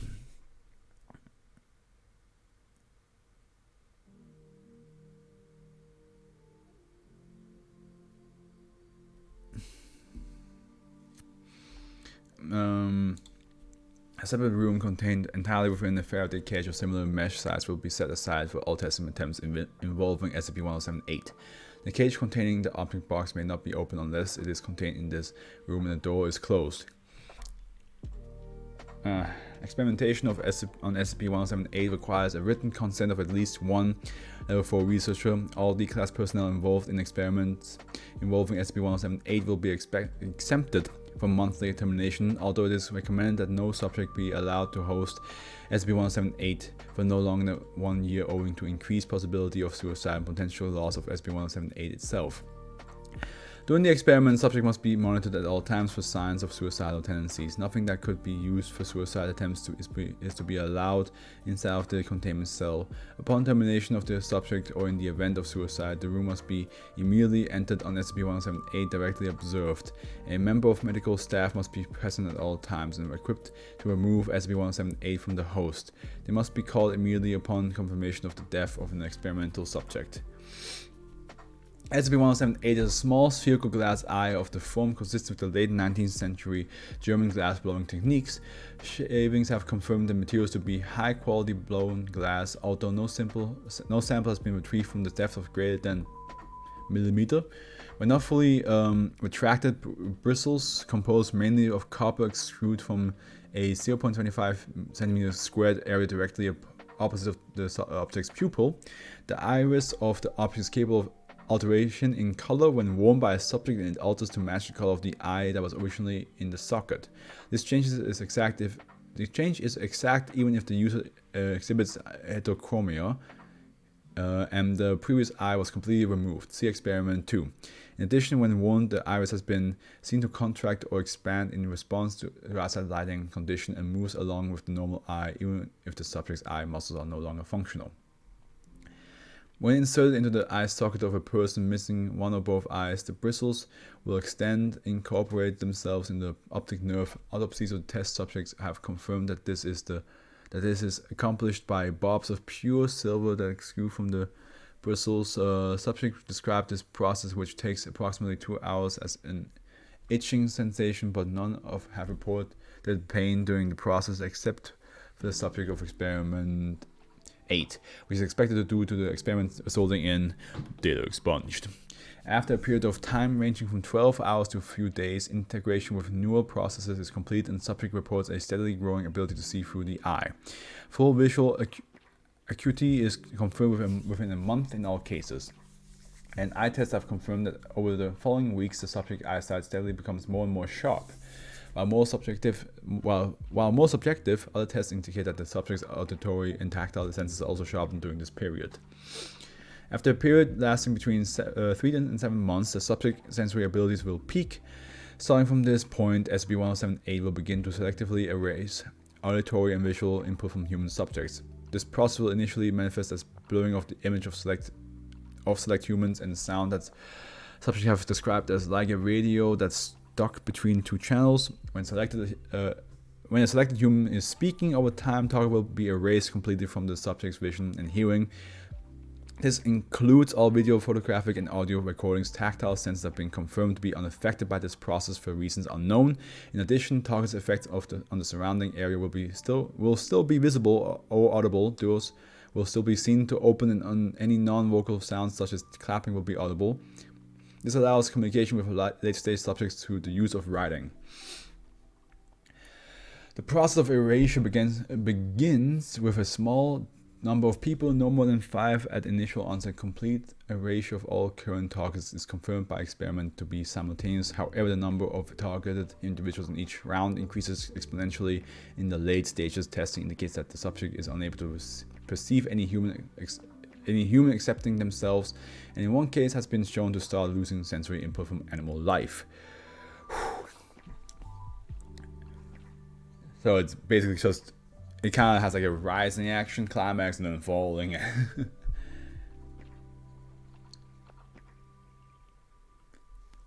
It just, once it reaches peak, that's it. It's over. You had enough fun. It all goes to shit now. The erasure process causes slowly developing paranoia and psychosis in the subject. This is confirmed to be a result of the isolation or the direct effect of SCP-1078. However, subject D1078-8 reported vivid auditory and visual hallucinations. It is believed now that during the late stages of SCP-1078 integration, it not only blocks out all stimuli from humans, but also creates a false stimuli in the mind of its host. Subjects that are not terminated but invariably take their own life, either directly out of despair or by desperately trying to wrench SCP-1078 out of the eye sockets and dying from the resulting cranial hemorrhage. Ugh. Trying to like just rip the eye out again because, oh god. Ooh. Subject D1078-8 was prevented from suicide, but after a period of 15 years expired due to data expunge. 15 years?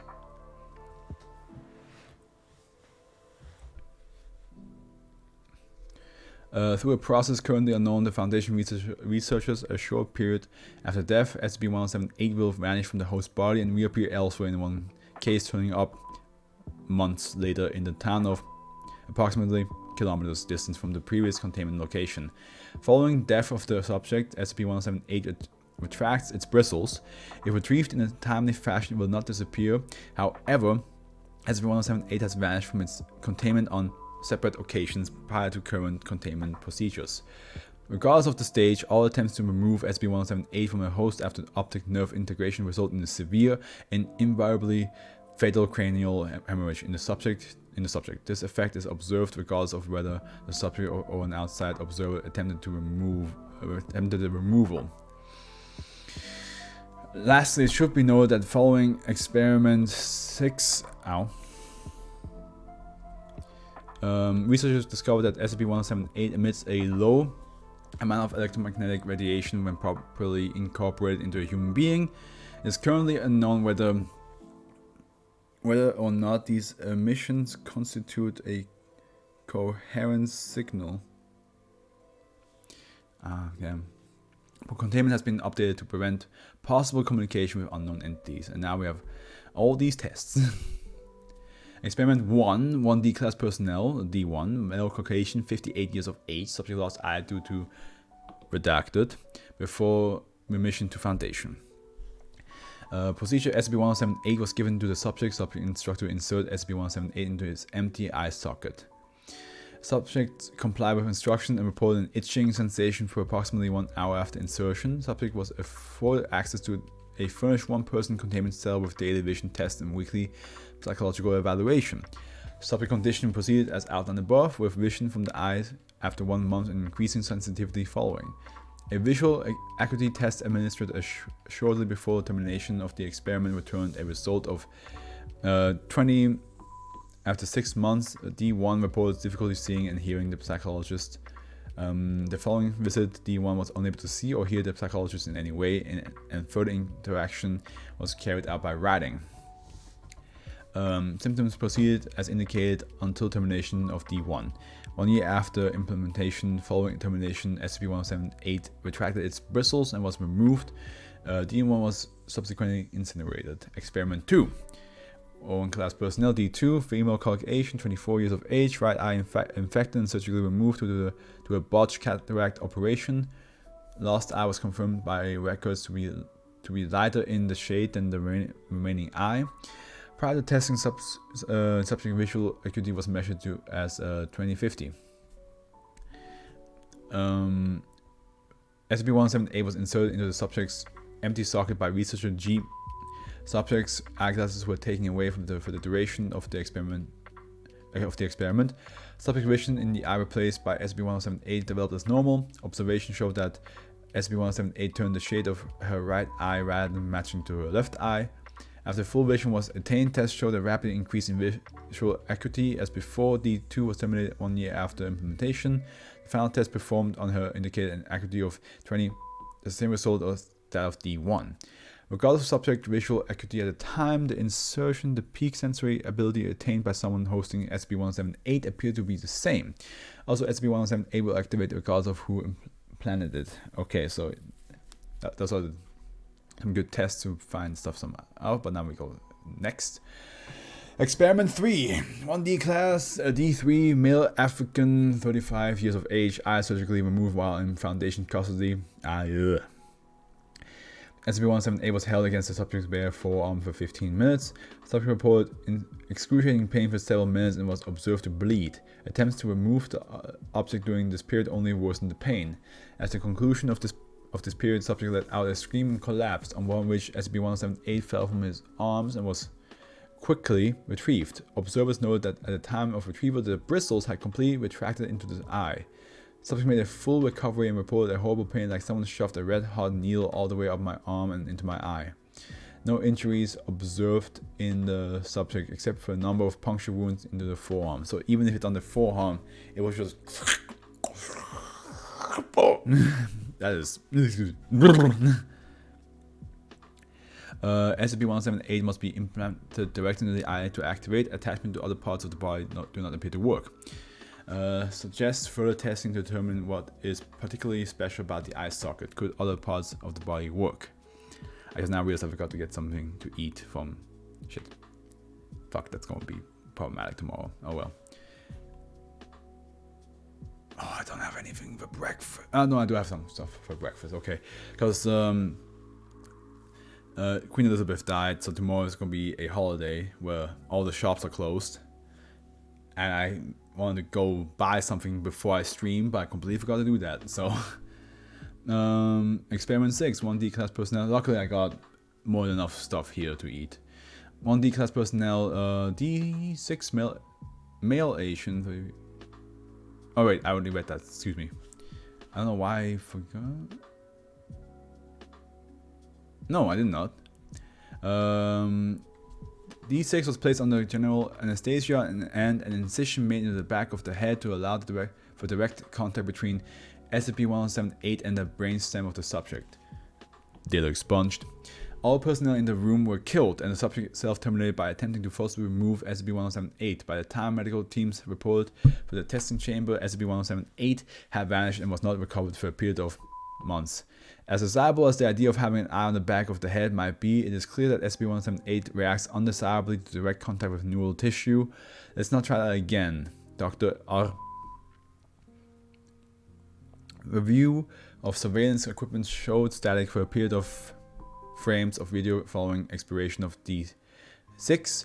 Prior to this, careful analysis of tapes showed slight amounts of interference and fast period variation in the brightness of the overhead lights. The possibility was raised that SCP-1078 emits electromagnetic radiation while integrated with human neural tissue. Experiment 7.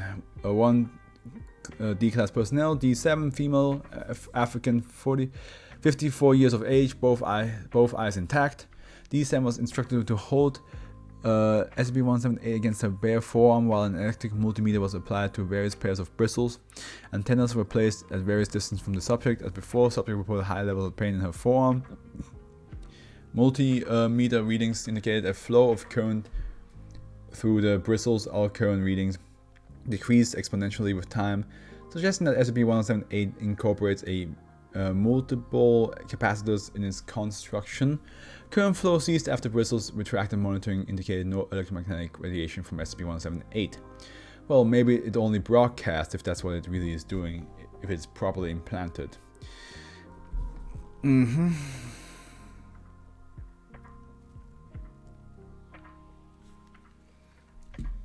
Experiment 8.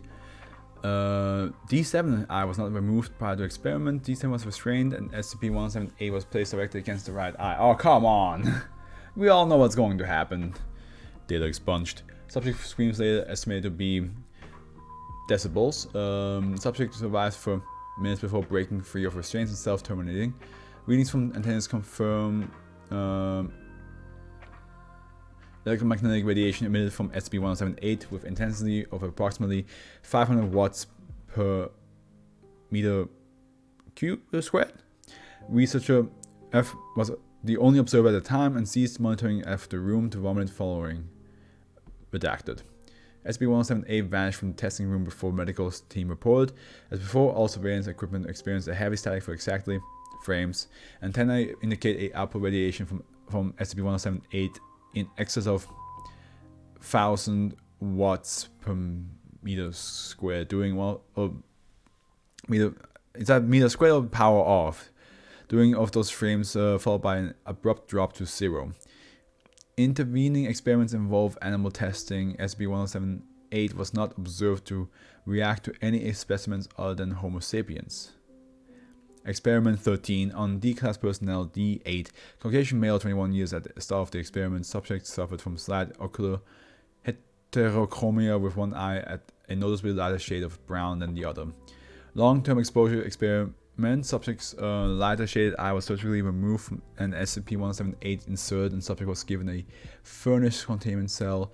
Walls of cell were constructed to be hollow and contain a Faraday cage of mesh size 0.1 millimeter. Walls also contained concealed antennae to receive and record various wavelengths of SCP-178 radiation.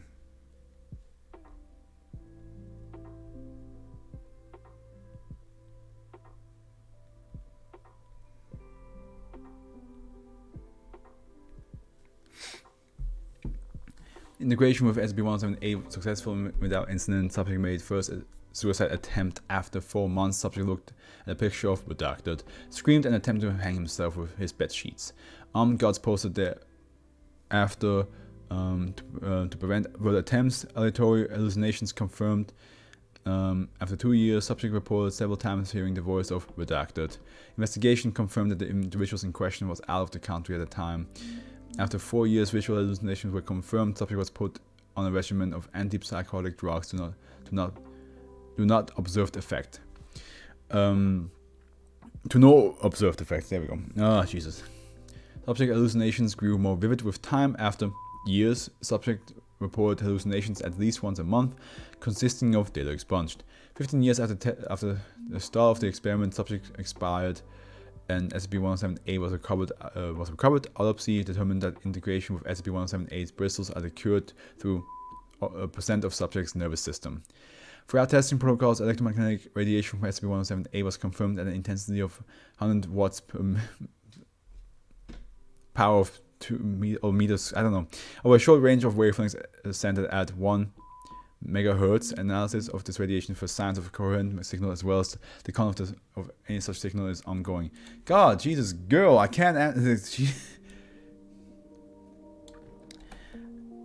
She sent me a whole like machine gun text message. Like, what is happening?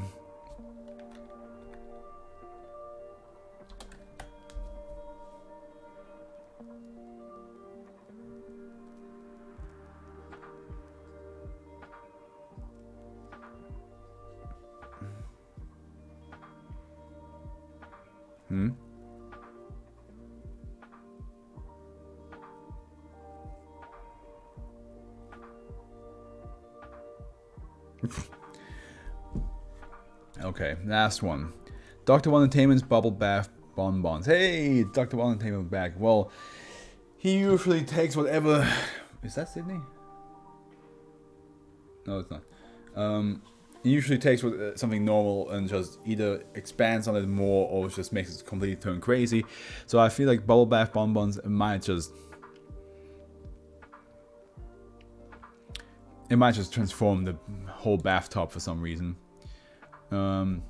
Safe. It's considered safe though. All instances of SCP-1079 are currently stored within containment locker 1079 at Site 19. Furthermore, watchlist database are to be updated with SCP-179's information in order to intercept any new shipments which may appear in the future. SCP-179, the designation given to the number of sweets brightly... Oh yeah, they're called bonbons, but they're for the bath. Bubble bath, right? Given it to a number of sweets brightly labeled Dr. One Entertainment's Bubble Bath Bonbons. Currently, the Foundation has crates of SCP-179 in containment, originally containing 64 packets each. The label on each packet provides the name of the product and 2 warnings. Not suitable for children under 3 years, and only 1 sweet is to be taken per sitting. In addition, it lists a negative % daily values of several nutrients, vitamins, and minerals, none of which are present in SCP-179. Human subjects report tingling sensation immediately after the consumption of SCP-179. 10 to 15 seconds later, the subject's own blood is secreted as pink bubblegum scented foam from the subject's pores on the abdomen, arms, and back. Of course it is. The total volume of blood secreted in this way is typically from 30 to 50 milliliters and does not pose an immediate health risk. Okay, that's not too bad, but it's still like concerning and scary and terrifying to experience this. The volume of blood secreted increases exponentially as more pieces are consumed. Bubbles form in the subject's blood as a consequence of the SCP's intended function, causing the subject's blood to boil. Death by exsanguination occurs in 95% of subjects who have consumed 4 or more candies in one sitting. Exsanguination is compounded by foam collecting in the lungs of the consumer.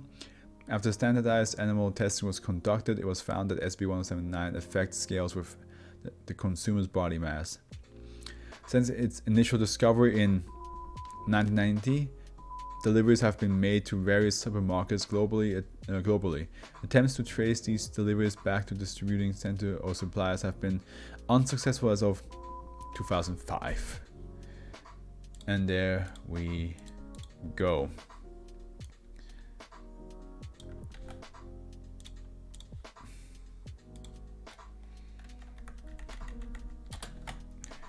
And here is the list. Alright. The force normally known as Wind. I think that's just... I'm sorry. The idea of people just treating a force like a human being and getting married to it and also having a child with it and all that stuff. it's just in general like a hilarious image.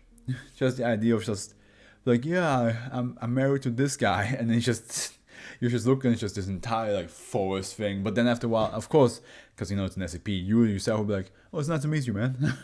So, but if you were not affected by this, like just the idea of just seeing a person trying to shake hands with a tree, yeah, that's kind of funny. The only child is just that was mean spirited. That was very mean spirited to children, which, you know, that's one reason why the SCP Foundation is like very interesting, because like in a lot of like horror aspects, children usually don't get like any of the consequence. Like, yes, they might get possessed, or yes, they might get like haunted, but a lot of times children in horror movies, they don't really have to worry about, you know, getting killed. Like, of course, there's a lot of exceptions, but majority of the time when there's a child in a horror movie, they usually don't die.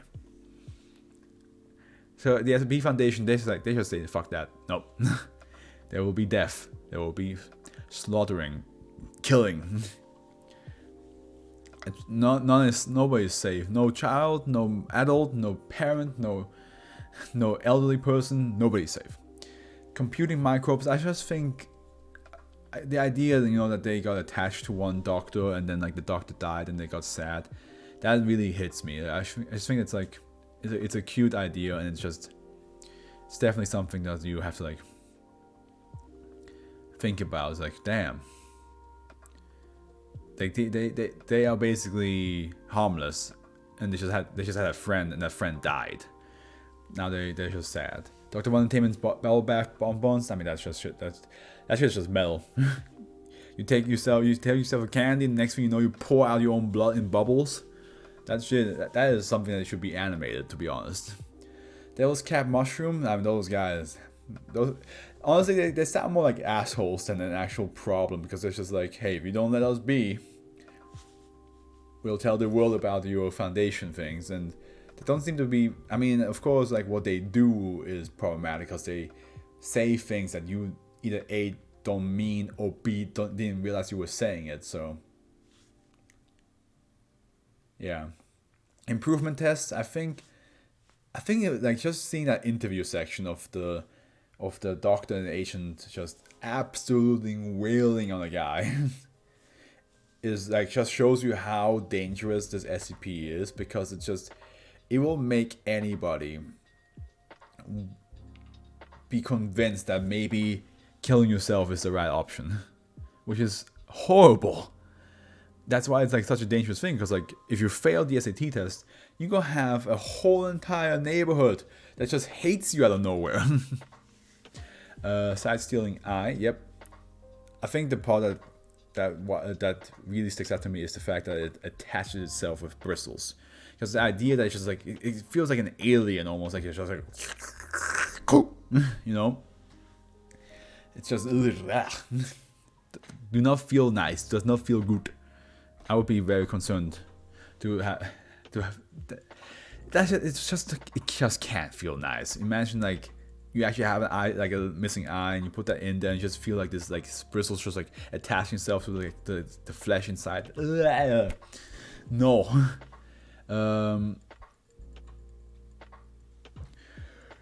Should be. Stendhal's Nightmare. I really liked what we saw with the D class, for sure, because I feel like the idea of like of people just finding an art piece fascinating is not really an SCP concept for me. I think there's a lot of people that will defend an art piece that you as another person can be like, it's really not that great, and they have this weird like pull towards it, like, no, you don't understand how important this is to the community of art, and you're just there like looking at a single line on a white solid piece of paper, and you're like, yeah, sure.